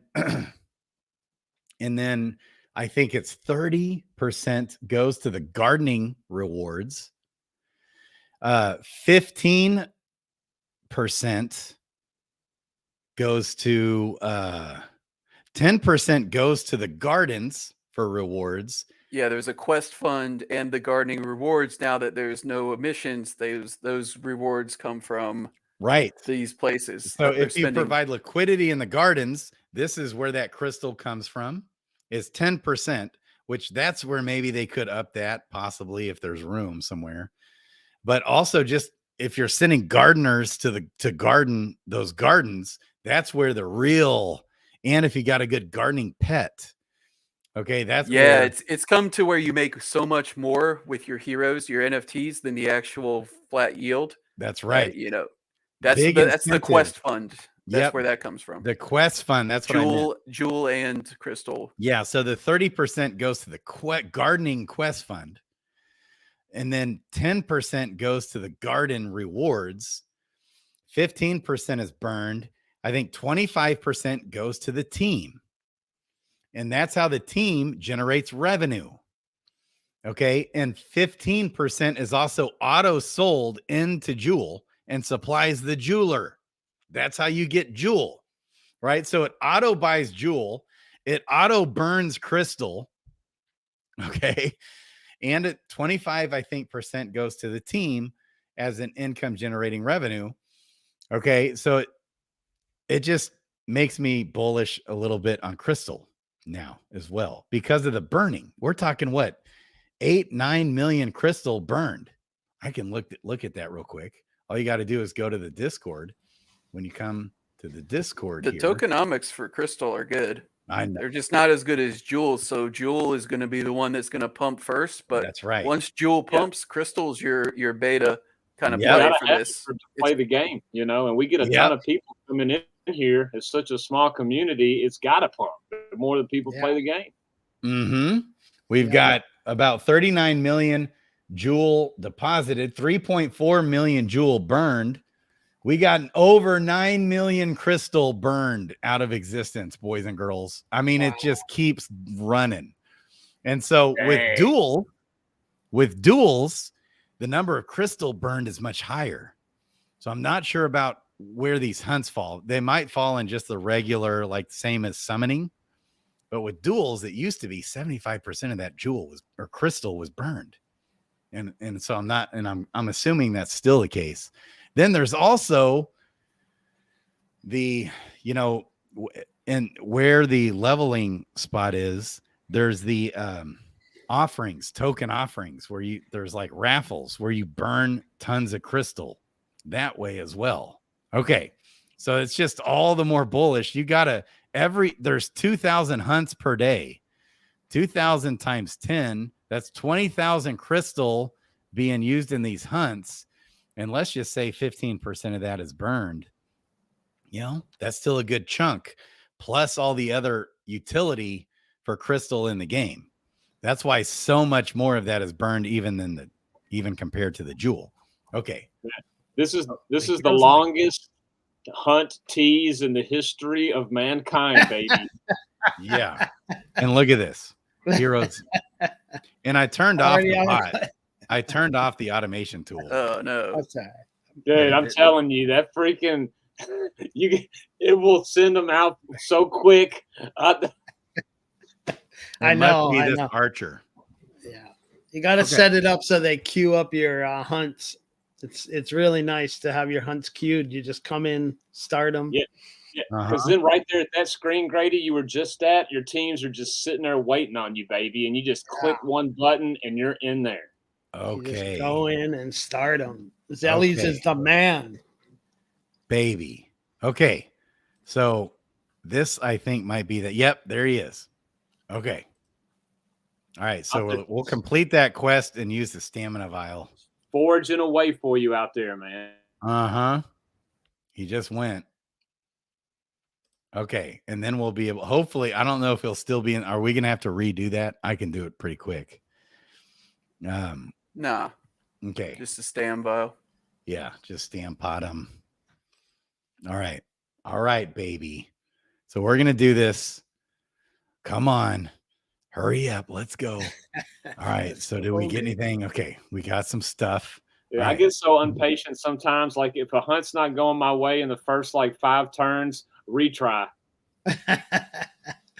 If I see two of the demon box come out, I'm like, all right, I'm done. 2 of them, it's really hard to beat, man. 2 demon box. It's like, oh. Well, that's what's so awesome about this is there's a lot of different ways it can go. Like when you know the basic strategy, that's step 1. And then the reason it becomes fun to replay, it's not at all deterministic. Like you can do everything right, and then just like a random block, as that's what usually happens to me because I'm more meticulous about it, kind of timing stuff. And then they just randomly block, and then now an egg that I should have cracked is now a chicken, and that chicken becomes a void chicken, and I die. And that's what's really fun. Yeah, I agree. That's so I love it. I love your strategy.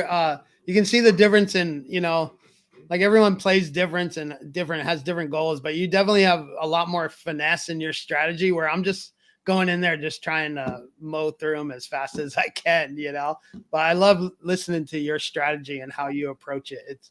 It's really cool to see the different ways everyone's doing it. And that just shows that the thought that went into these codexes, man, so in depth. It's just, these NFTs are amazing, man.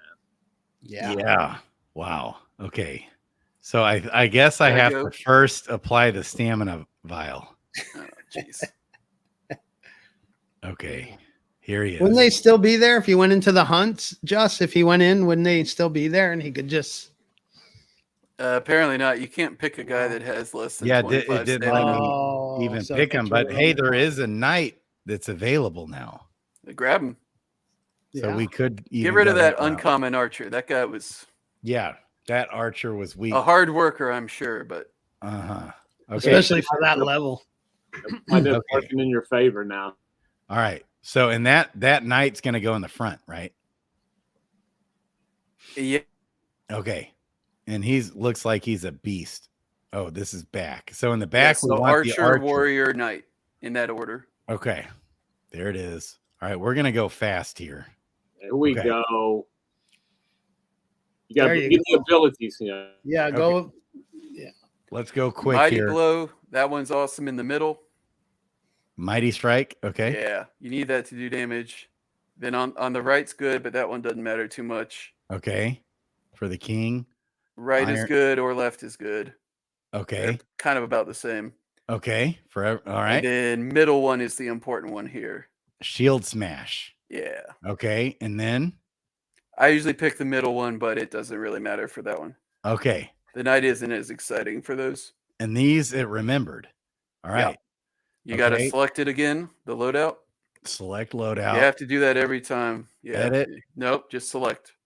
Okay, just select. Because it saved it. Yep. It saved it. So it saved them all. You shouldn't. Now start. Nice. Okay, confirm. Here we go. His first hunt.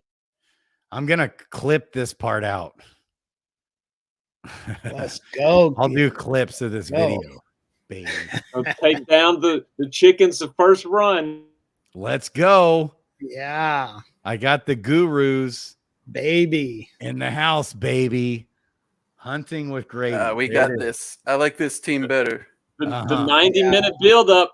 Okay. So much better team here. 90 minutes in. That's Grady. Is this your first bad mother clucker hunt, Grady? First one ever. Baby. Wow. Okay. All right. So what are we doing here? So general strategy, you want to get a bunch of damage on the big one in front first. Mm-hmm. So you want to prep basically. This is like a 2-stage fight. The first one you're prepping, and then the second one you're going to have a window to kill them before the really bad thing happens. Okay. You can win through the really bad thing, but you win a lot if you just avoid it. Okay. So you could choose with this archer whether you want to do single target, which is all the way on the left against the big guy, or you could do AoE, which is to all three, which is second from the left. I would choose between those two. I don't channel until later on. Okay. So like piercing arrow or piercing shot. Right. So piercing shot is going to do a ton of damage to the one in front. If you do piercing arrow, it's going to do a ton of damage in total, but it's going to spread out between all three. Okay. So we want the one in front. Piercing shot. Either way is fine. Okay. All right. Jack that mofo. -173. Now it's the knight's turn, huh? So yeah, the knight is pretty simple. That mighty strike is going to be almost all of your turns. This is just his best damage skill. Occasionally, when the Rockbach is doing their super move, that's when you have the chance to have that utility skill on the right that stuns them, which is really good. Shield smash or whatever. Okay, because that's a really good way to interrupt. All right, so we're jacking him. Let's go. -174. That time bar at the top is your best friend, Grady. Just it shows the order. It's so much better than the old one, man. Hey, he just you can click on it up there, and it'll show you the turn order and tell you what's going to happen too. Okay. Click over in the middle. I think in the middle. So the reason why the warrior didn't go, he blocked it, but he didn't go. Is it because of his agility? Speed? So they were quicker than you. So if you click on, like he's saying, if you click on the warrior up to the top, right above you, right there, you can see the entire order, and it'll tell you basically based on all these ticks, that's based on your speed, which is based on your agility. Okay. And that's so your warrior's got low agility. Potion comes into play there. Big time. You'll see that in a minute. I'll just do it. So right now your warrior's blind. You can use basically half a turn. So okay, we'll take a second to. Did I use the anti-blinding? Yeah. So you see right now, your warrior is going now, and then he's going in the end, basically on the next round. When you use this blind potion, it's going to move you up halfway between now and then. So you're going to go twice in a row with this warrior. Okay. So use the potion on yourself.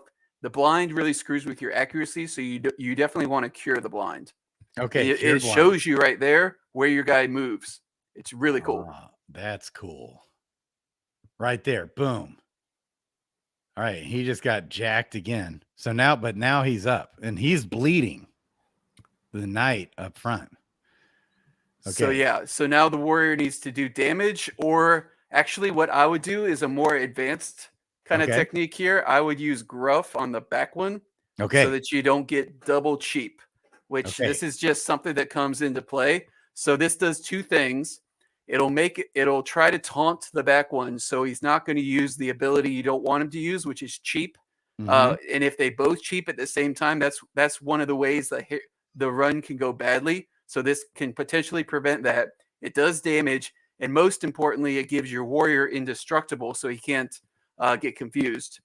Okay. If he hadn't gotten blinded, it would protect him against that too. So not indestructible, unstoppable for 2 rounds is really powerful. So this is kind of a more advanced strategy. You could also just wail away on the front line, but I would use that on the back guy. Okay, so gruff on this back guy. Yeah.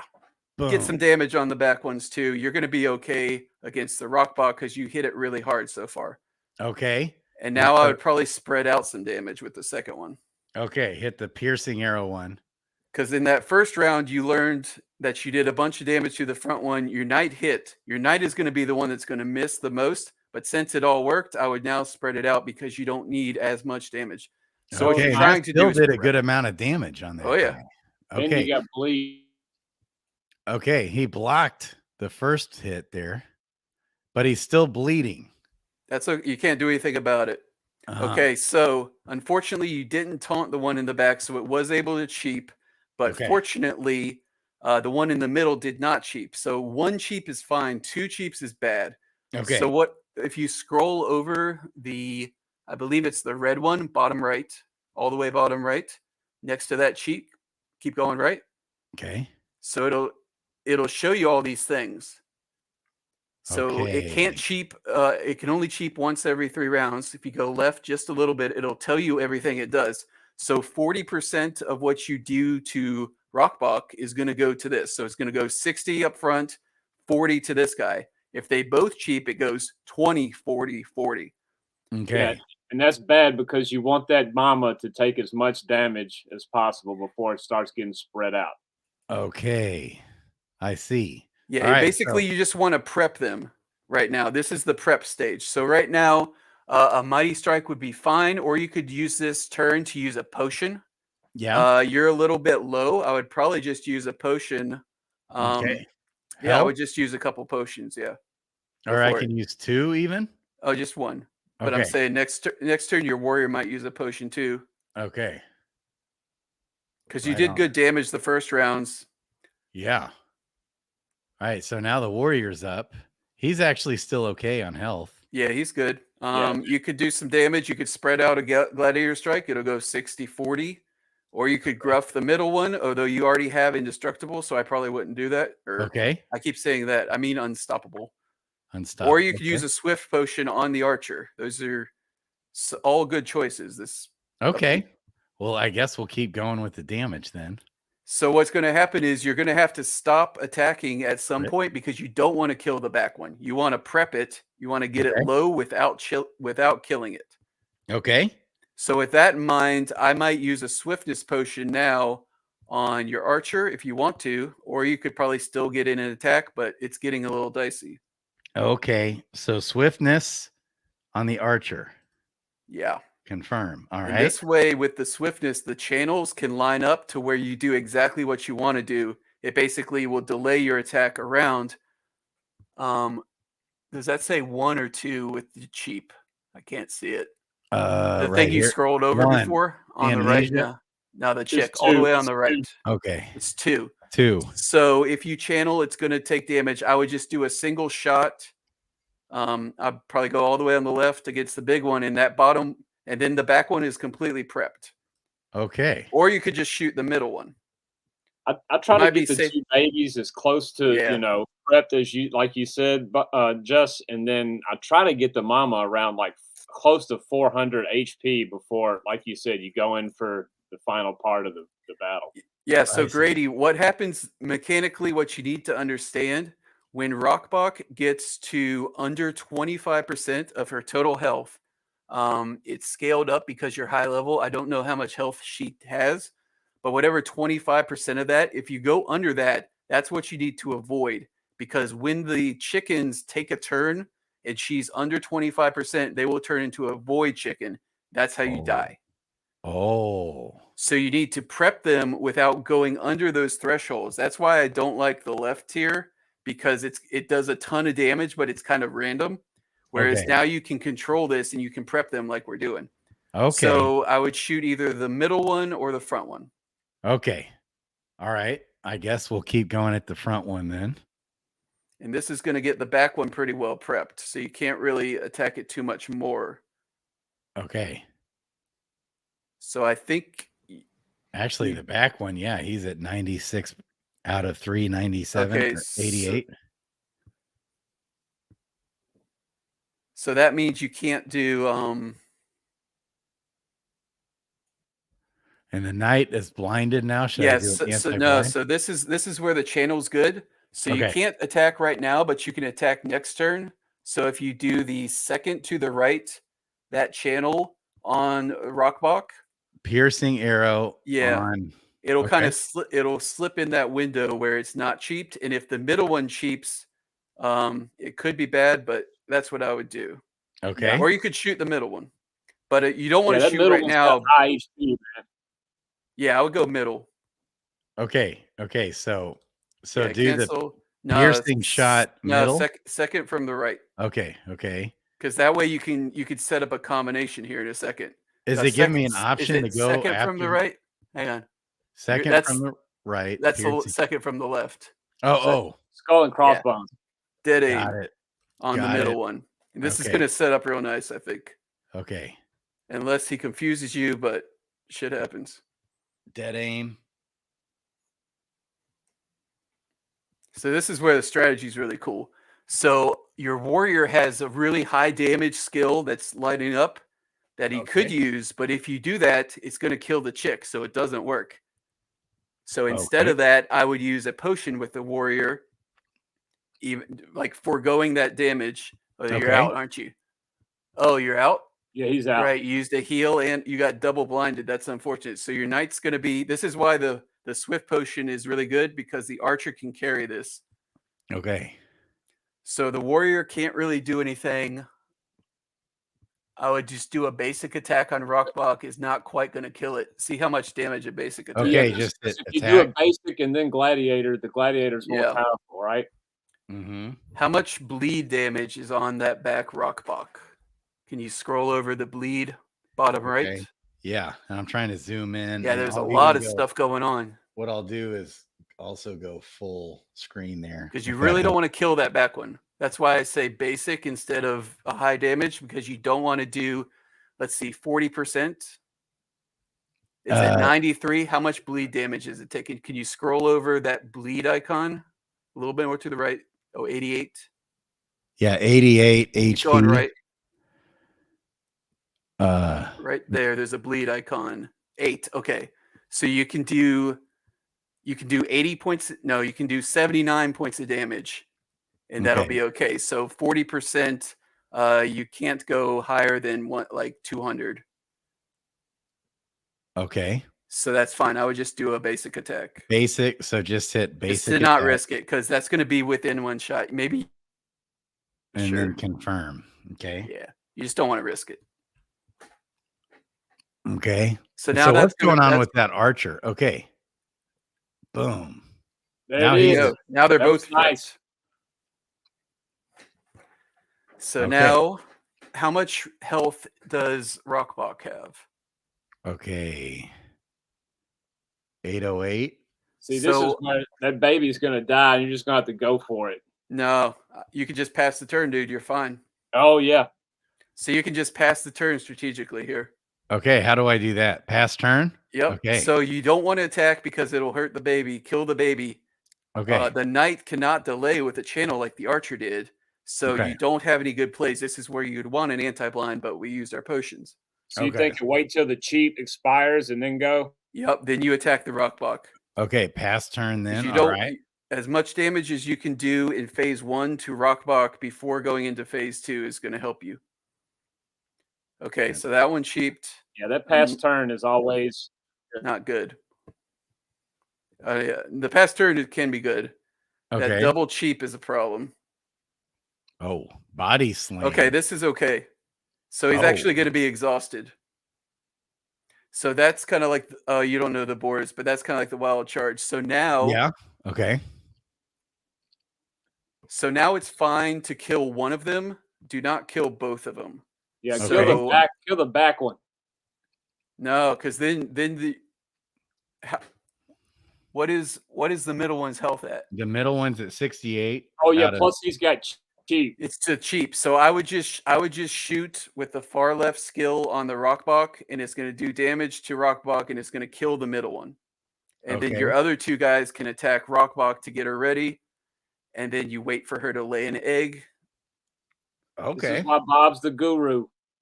Bob, baby. Yeah, you got to get the timing of this down because you could still lose this if unfortunately. So now you can do the gladiator on the left that's lining up. That'll kill the middle one. We just lost a little damage, but you can bleed it. Okay. Damage is not our problem here. Our problem is avoiding the void chicken. Okay. Because that can kill you, believe it or not, from this position. Oh, yeah. They go on. I'm doing the gladiator strike. Yep. Okay. So yeah, Grady, we're avoiding the void chicken. Interesting. Every time you hit a void chicken, they get haste and they get extra turns. So you keep hitting them, and then before you know it, they're taking like 6 turns before you get one, and you're dead. You need to avoid them for sure. Okay. So how much health does that guy have? So 47. No, the front one, you might be able to do it without an egg. 695. That's risky. Yeah. I wouldn't do it with a blind knight. That dead chicken will be turning into an egg soon, and if that happens, it's not that soon. Because exhaust slows it down so much. We're going to be waiting here. Yeah. So I would just normal left skill piercing arrow on the front one. Piercing shot. Yep, that one. Okay. Actually, let me look at the bar real quick. This is like actually what I would do. I would do dead aim on the front one. That's skull and crossbows. That way you can set up the twin arrows for the turn after. You're going to get the egg and kill Rockbach. It's just like chess, man. It's like 4 moves ahead. You got to be thinking. And this is because of the Swift potion. You can see how often this archer's going. It's got the party hat, so you can see it up there, or one of them. Okay. Now the knight doesn't really have anything to do. I might just move it back. Well, actually, your warrior is pretty jacked up too. All right, so I would just mighty strike it. Okay. Mighty strike. Yeah. Confirm. So we're going to be stalling here for a little bit.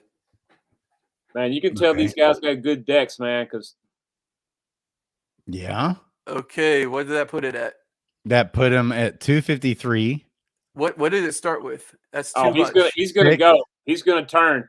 It had all right. So your warrior can use gruff. That did more damage. We shouldn't have mighty striked with the knight. We should have passed turn. Okay. So your warrior needs to gruff the back one. Okay.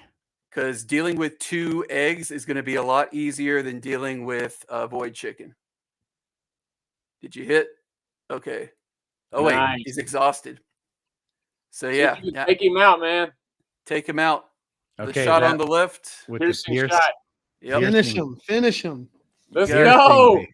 Wait. Grady's first hunt's a win. Let's go, Grady. Okay, so piercing shot. Okay. So you did so much damage that. And look, the archer gets to go again. You just never missed. The damage plus the swiftness and the dexterity, man. Yep. Yeah, that's a great strategy, Josh. So piercing shot again. Yeah, I was trying to set up the twin arrows to kill the Rockbach in an egg, but we did too much damage to the Rockbach. I didn't think it was going to do that much damage. That exhaust, man, was perfect timing. Yeah, awesome. So the body slam is not that bad. Boom. Sometimes. Let's get you Excalibur right now, Grady. All right, here's that dopamine hit, baby. Let's go. Dopamine. So then claim hunt rewards. Excalibur. Let's go. Come so get loot. Let's go, baby. Come on. Let's go. Now you got an entry in the raffle too, Grady. You could win some clay. Here it goes. Some crystal. Crystal? How do you win the crystal? Some runes. Grady won the raffle tomorrow. Oh, that'd be awesome, man. What'd you call it? 6 tiers. I got 6 tiers, baby. Yeah, that's all right. Look at that XP, dude. Look at that XP. That's the thing right there. Wow. Yeah. So it's like mega XP. Yeah. Dang. Yep. So that was a little atypical because of the body slam. Usually, instead of being exhausted like she was going to lay an egg. And that's what we were trying to play around. But since she body slammed right there, we had a window to just win without any eggs. That'll happen maybe 1 out of 5 times. And you'll sometimes lose trying to do it because you miss. But all your guys hit every time. Your guys were good. Wow. That's awesome. There you go, Grady. Just do that every time and you'll win. Let's go. Can we try and do it again? Same exact. You want to? Let's do it. Because it's not always going to go like that. So what I was trying to set up was the normal one. So you'd have that where you actually have to kill an egg. Yeah. Because that's usually what's going to happen. If you go for what you just did, a lot of the times you'll end up with a void chicken. Okay. But not that and time. What's a void chicken? That's what kills you. We should just show him so he knows. I'm sure he'll find one at some point. Dude, it's a massacre. You can have all 3 of your heroes with like 2/3 health, and 1 purple void chicken will destroy all your guys in like 3 turns. Dang. It sends out like these laser bolts or lightning bolts or something, and it destroys you. Wow. Okay, gentlemen, it's been fun. I'm gonna let you guys take it from here. I'll be watching in the comments. I love you, man. Love you, Kong. Thanks, Kong. Right We're gonna do bro. one more here. Thank you guys for coming on, man. Have a good night. I love you, Kong. Love you, Kong. Aloha. Okay. All right. So we got. You know what? I might. They have multiple Stampot now. You can click 3 guys and Stampot them all at the same time. Yeah. And you're okay. I need the. What did you select already? Night. I think I might need another Stampot too. You could do some lower level guys. Okay. Yeah. They don't need to be this. I've got this knight here. Yeah. So we can just. All right. Whoops. Yeah. Okay. So when we come back to hunts. Okay. We're going to do. So it starts with back. So you want an archer or a priest in the back? Mm-hmm. Warrior, knight, archer, priest. Okay. What is it? I got to just refresh, even though I use the stamina. Okay. Hunts. Okay. I love you guys. What do you think, Emerson? It's fun. Awesome, man.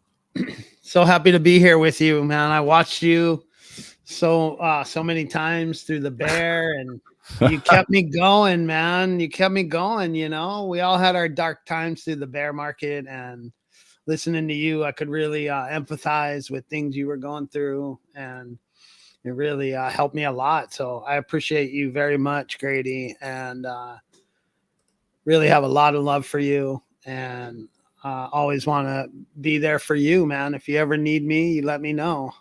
Man, right back at you. Come out here. You get out here to Hawaii, and I'll show you the best time of your life, bro. Oh yeah, you talked about Hawaii. Yeah, baby. Come on out anytime. Visit. I do want to clear up though. I told everyone in the community, if they come out to Kauai, let me know. I just want to let everyone know that I'm not inviting you to stay at my house. But if you do come out, I'd love to meet up with you, take you hiking or go snorkeling, show you around, spend a day with you, you know? Yeah. I wanted to be clear on that. That's awesome. So for some reason, that's not popping up. Which one are you trying to get to pop up? So the 2 I just used stamina. You can't reuse the same heroes. You realize that, right? Oh. Yeah, you can only do 1 hunt a day. So you have to do 3 different ones. The level 15 priest is not too bad. If you're going to use a priest, level 15 or higher is what you want. You can grab that for kind of variety's sake. That's the same one before. I wouldn't grab that one, right? That's the 24 intelligence but guy. He's level 16. The other ones are now That's we're okay. level 14. That's okay. We're going to be fine. I think with 15, 14, 13, those 3 guys you got right there are fine. Yeah. So don't use that archer. No, that one sucks. Use that archer. Yeah. Okay. Middle, and then this knight. Sure. So what you want is your total levels in your party. Either. He's pretty rough. Yeah, he's kind of rough. We'll see if you got another 14 below. I don't. 13. I just use the rough knight. It's fine. Okay. In this setup, do you prefer the knight or the warrior, Jess? With the priest, I prefer the knight. Okay. Because you're stalling out the game, and the knight's gonna. With the warrior and archer builds, I just want to blitz them. But with this, you're kind of stalling out the game. So you want that extra. Knights kind of passively have more defense just because of the way they're built. They have high vitality and endurance usually. Okay. Yeah. And so with this knight, Mighty Strike is what won us that last one. Okay. And then we better move because I don't know if right. I think right is just the most powerful one, but okay. Yeah, that's what I used to. The knight. Iron Will has a very niche use in this fight, and then the middle one, the stun. Okay. He didn't do the channel one last time, so we didn't need the stun, but when he channels, it's really good. Okay. And then for the archer. If you want to try all left, because we didn't do that last time, you can. All left. Okay. Yeah. Multi-shot. That's what most people use. Okay. Flurry. We'll see if you accidentally crit something and lose the game because of it, I will win an argument on the internet. Okay. All right. It does happen. All right. Does happen. Okay. And then for the priest. Yeah, so the priest at level 15 is great because you get the tier 5 skill that can do a bunch of damage, which means you don't need the middle one. Holy Wrath is really cool. Oh, yeah. You have to go in order. So that means you don't need to do any damage with Holy Light, which is good. So you can either have a really good heal on the left, or you can have a less good heal with a cleanse. Okay. And the benefit for the one on the left is it's more efficient, but at level 15, you have so much MP. I think maybe you would do the cleanse instead. Okay. Then I always do the one on the left for spell. Because that's going to help your damage. Okay. I always do the one on the left to help your archer get through these guys, and it's some minor healing. Prayer of Might. Okay. And I've started to do the one on the middle. Holy Beacon. Yeah. And then middle. This Holy Wrath. That's the one that's really good. Okay. Yeah, I love Holy Beacon. I use Holy Beacon all the time. And select and then hit. I've tried them all. I've tried the bubble. The bubble has some advantages. I tried to make freedom good, or not freedom, swiftness good. Freedom is good, but swiftness is just not impactful enough. Okay. On the boar hunt, I like starting out with a bubble sometimes. If I'm playing at those higher levels, I'll just start out. The priest first turn, I'll give the bubble out, Yeah, the bubble's nice because when you get a barrier, Grady, is what we're talking about, is a barrier. It'll have a cool graphic on your guy to show he's protected. And when you get hit and the barrier protects you, you're not vulnerable to bleeding or blinding. Yeah, that's why I like starting out with it. Nice. All right. So I already got jacked. Peaky blinder. So that's fine. What you're looking for there, you don't want to get a random blind or, obviously if you can get a miss, that's good.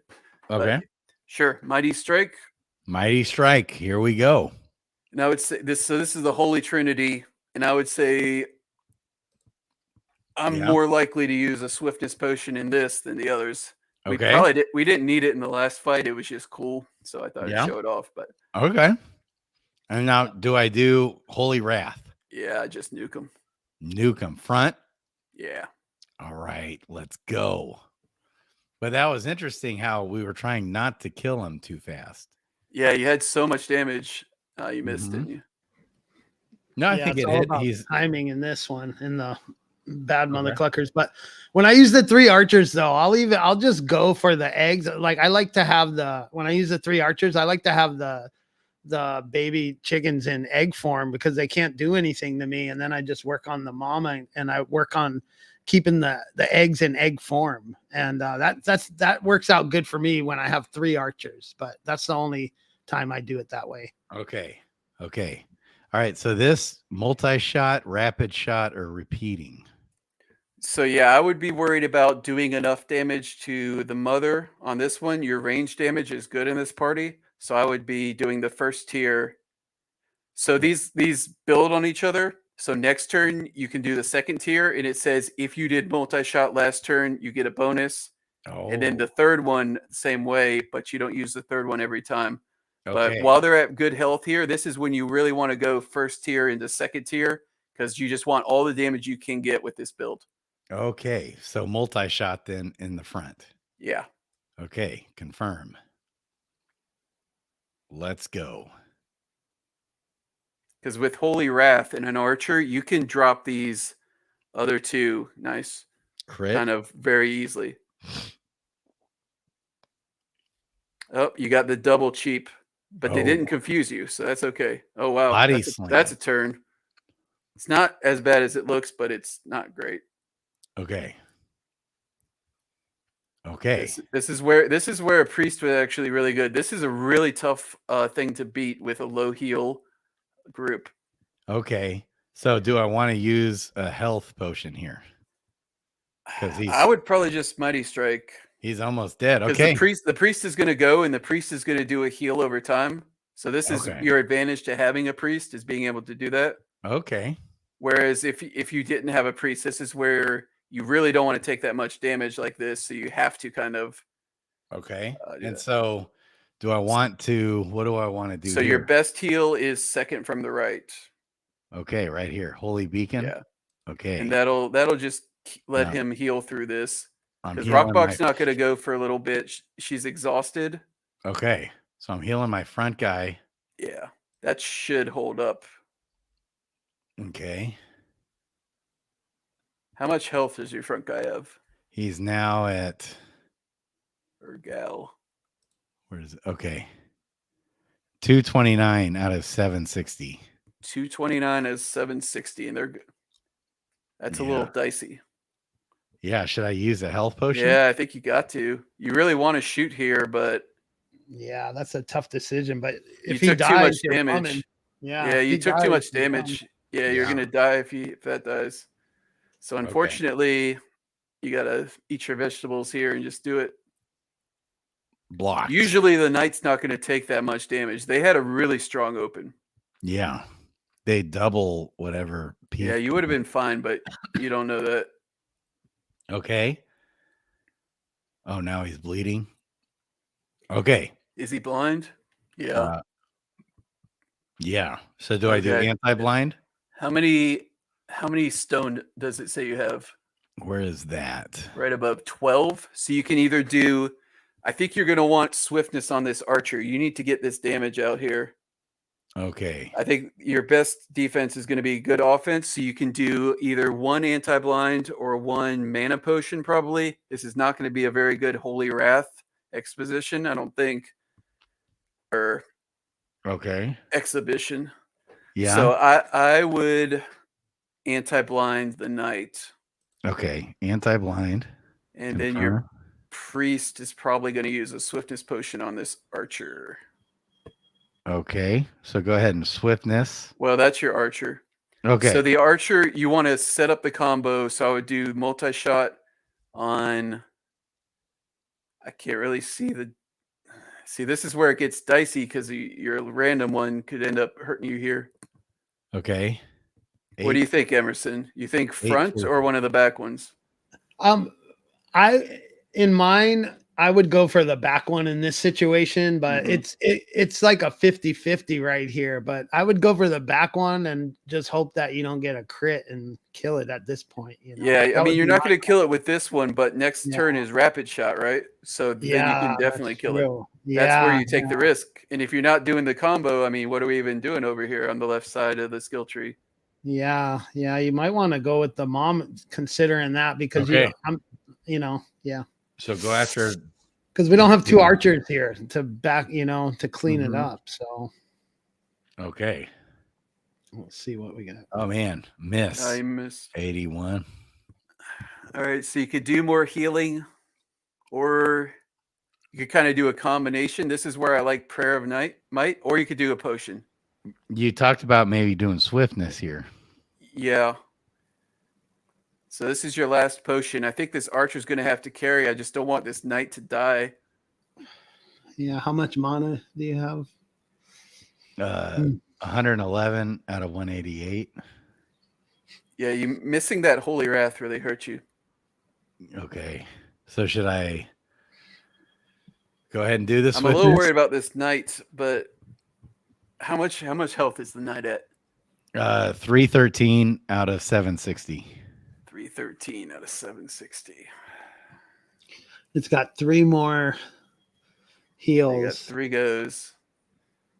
But the knights is the knight. Can you look at the turn order? Can you click on the priest above? Is the knight going before any of them? Okay, the knight's going, so he's going to get a heal dot. So he's going to get more healing. So I would do swiftness on the archer. Swiftness, okay. You got to click on your priest, yeah. And then on if the knight wasn't going, he wouldn't get more healing, which is a problem. Because it would be really bad if you get like a beak strike and then the chicks hit your knight and kill it. Okay. But now she's blocking. After that turn 1, like she took so much damage on turn 1. Yeah. Now she's blocking stuff. This is what knights should do, is be resilient. Okay. So now the knight's up. Mighty strike. Mighty strike to the so front. Mama's going to be close to prepped, and then you can just use your archer to prep the back 2, and then we win the video game probably. Okay, baby. That's so right. Now what am I doing? Multi-shot, the middle again? One. So you see how it's lit up? That means it's a combo. Okay. So it says if you did the other one before, you get your combo. The combo, actually, a crit would be fine here, I think. I don't think you could really screw up. Okay, crit. That's fine. Okay, that was great. Yeah, that was a little lucky. Yeah, that could have went badly, but that was great. Okay, so now I'm doing this. Hang on. Now you got to think. Okay. So, go ahead and read what that does, actually. Okay. Fire 3 arrows at target enemy. Each arrow deals 85 raw damage to target enemy combo. If rapid shot was used in this last turn, deal an additional 37 for each instant of damage dealt. Become exhausted for 1 turn. So becoming exhausted is really bad. You're really slow, and then your next attack is only a basic, and it does low. So I kind of don't use this unless the fight is going badly. What do you think, Emerson? I don't think we're using this here at all. No, I wouldn't be using this here. The only thing that you have to take in consideration is you do have that swiftness potion. So the archer will be coming up quicker, but the exhaust isn't as bad. Yeah. Yeah. It's not as bad. The exhaust is not as effective, but I don't think we need the damage. Yeah. No, I don't think we need the damage. We've been, the way that damage spread out last turn is good. So I would just do a single target, the one on the left, multi-shot, I guess against Mama. Okay. Yeah, it's better to have patience in this situation. Because it's interesting. That's so interesting. 40% is going to go on the back line too. Okay. So what is Mom's health? What is 526 out of 1286? 526 so out of 1286. That's 323. So you can do 2 more. You can do 200 more damage approximately. Okay. So she's pretty close. Yeah. So your healer, just make sure the knight doesn't die. I would use your best heal. You don't need the damage of Mighty of Prayer of Might, so I would do your best heal, which is second from the right again. Holy Beacon. Yeah. Heal that. So that's going to be like a second heal over time that stacks. Okay. Just to make sure that doesn't die. But your archer is what's going to carry this fight, and it has been. Okay. Okay, that's cheap. So that time you see your priest is confused. Okay. That's not great. Okay. Yeah, when they're confused, Grady, they can attack one of your players. Or they can attack randomly the bad guy and kill a chick you're trying not to kill. Yeah. Okay. All right. Wow. So that's where having that cleanse can come in handy. That cleanse heal, on herself. Yeah. Yeah, that's probably a good idea. Okay, so the knight's 500. So mom has 500, but there's 2 cheaps up. So this damage is mostly going to get spread out. What you don't want to do is kill the back one. So 40%, that would be 200 damage. How much does your Mighty Strike do if you scroll over with Mighty Strike? It does 133. 70%. If you click on it and target Rockbach, it'll give you more accurate Okay. because of her. Okay, so that's fine. So that's going to spread out the damage, and then we're going to be prepped. Okay. All right. Whoa. Looking good now, Grady. Okay. Looking better. Looking better. So now you can do a shot with your archer since we're prepped on the Rockbach, and it's going to kill the back baby. Okay. It's going to take cheap damage, and it's not going to kill the middle one, right? How much health? The middle one's 111. 111. So 40% of that's not going to kill that. That would be 250 something. 250-ish. Okay. So hit the front one. So you're going to do damage to the front one. Yeah. It's only going to take 20%. So it's not going to go below 25%. It's going to kill the back one. Oh, it blocked. Oh. Okay. Sometimes you plan this all out and the block gets you. Yeah. Wow. Okay. Yeah.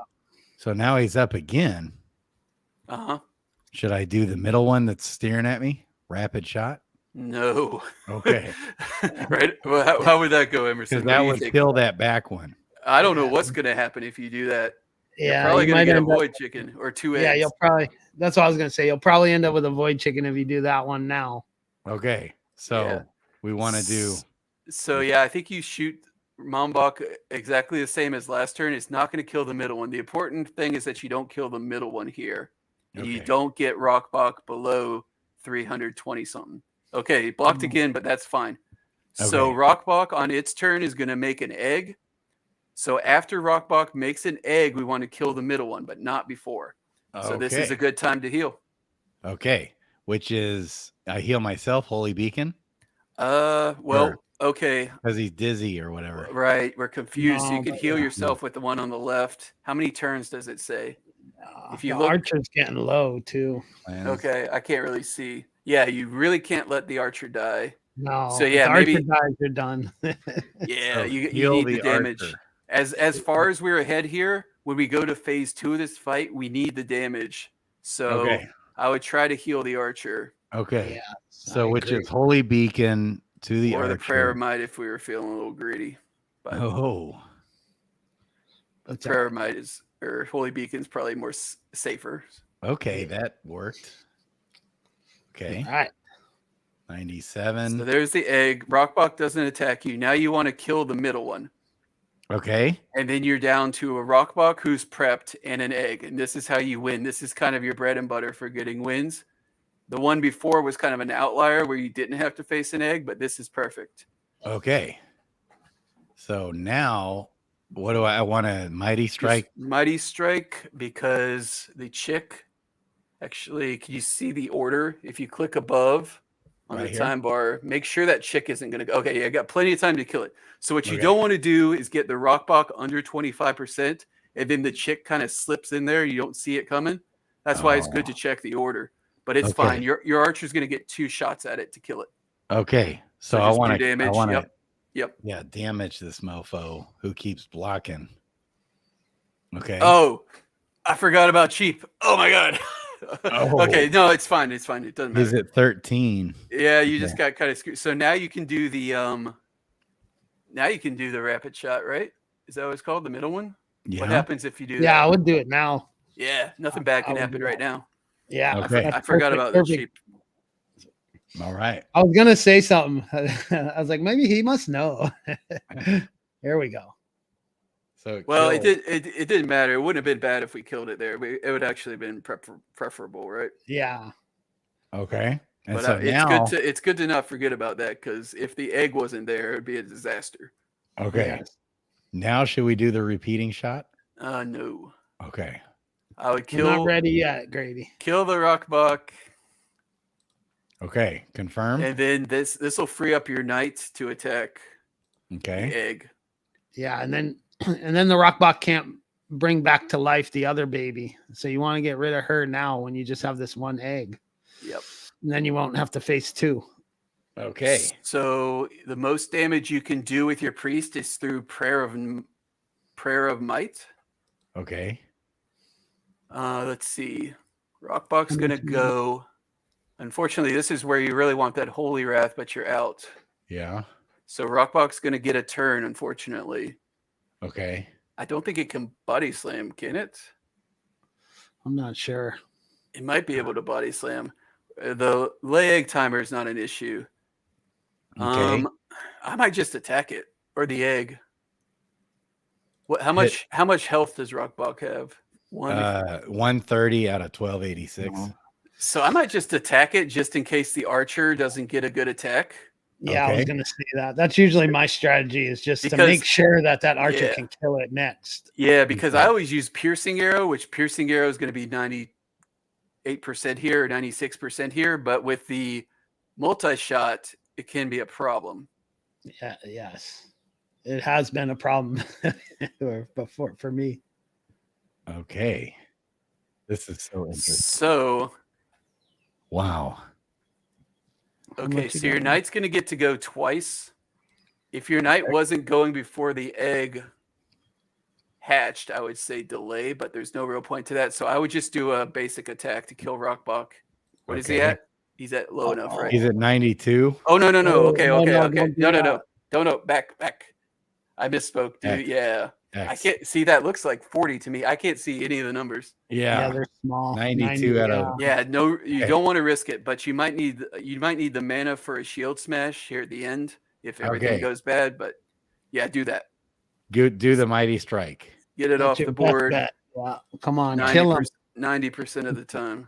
No miss. It works every time. There you go, Grady. All right, okay, we just got to kill that egg, crack that egg open. Okay. So, and that's just with the main multi-shot. Yep. Confirmed. Yeah, you have like 5 turns to kill the egg because the egg's going to start charging up to hatch. Yep. So you should be fine here. There you go. And that crit. You don't have a ton of damage, but you have enough. Mm-hmm. Are we out of mana? Nope, we got one more. Do one more. Okay. Oh, and then you get a basic. Yeah, that swiftness potion. Although you're not going to get that basic. Actually, the swiftness potion is going to wear off. Oh yeah. Oh, I see it up there. That's right. Yep. Yeah. It's tricky, right? Oh, okay, so I would do prayer of might on the knight, and then this mighty strike is going to take us home. Then how much mana does the knight have? Enough for a mighty strike, right? Yes. Okay. So because with the egg it doesn't dodge, so this is going to be enough damage to kill the egg. Oh yeah. What is that? Even if it blocks. Whereas if you just attack, the priest is going to do like 20 or 30 to the egg. Okay. And so if it was going worse, this would be a time to shield smash, but it's going well, so mighty strike should kill it. Yeah, mighty strike. Just take them out. End the game right now, Grady. Baby. Because when it's channeling, you can disrupt it with the shield smash, but no need. 2 in a row, baby. Grady. That's right. We crushed. Nice coaching, Just. Good job, man. Look at you guys. That was fun. Yeah, that was really fun. No void chickens. Look at you guys. That's the key. If you don't face the void chicken, your chances are good. But it's tricky. It's hard to do. You'll probably, when you're on your own, it's going to be hard. Yeah. Okay. You're just going to have to get used to it. You got to do the timing like I was talking about. Yeah. Just always get that mama down good before you start working on the babies, and then don't get her down to 25%. That's the key. You know, you got to get her down first, get her prepped, and then get the eggs down, the babies down. Okay. You did awesome, Grady. You got it, man. You got it. Baby. You got this. Yeah, that's what I mean. It's 2 in a row. It's a 2-phase fight. Phase 1, you got to prep them. And then once you're done, even if you got to skip turns in order to prep them right, it's fine. As long as because you don't want to enter phase 2 too early, because then like one miss from a mighty strike or whatever can screw everything up and you lose to a void chicken. So take your time, prep them, all about, and then do the order like we just did. And that makes it a lot different than the boar hunts, because this is more about conserving the damage. You want to control the damage, get to the prep point. You can heal through enough damage, probably. And yeah, you just don't want to accidentally crit. That's how I usually lose, is I accidentally crit. But yeah, that one was a better example. That one was a better example than the first one of how you want to do it. That was a great example with a priest, because I know a ton of people are having issues using a priest at all in their. Yeah, we missed our Holy Wrath. We really wanted to hit that first Holy Wrath. It would have done like 250 to 300 damage, and it would have made our life a lot easier. But fortunately, you never missed the Mighty Strike. I don't think that was a really big bonus. Yeah, that was a big. I think your knight had good decks, but Very good. you didn't miss any of them, so that was great. Baby. Great job, Grady. Yeah, the knight. Yeah, had 27 decks. Yeah, that's not ideal. You generally want strength, but it worked out because you were 90%. Most of my knights are like 82 to 85%. Okay, interesting. Yeah. So missing with the knights is a problem.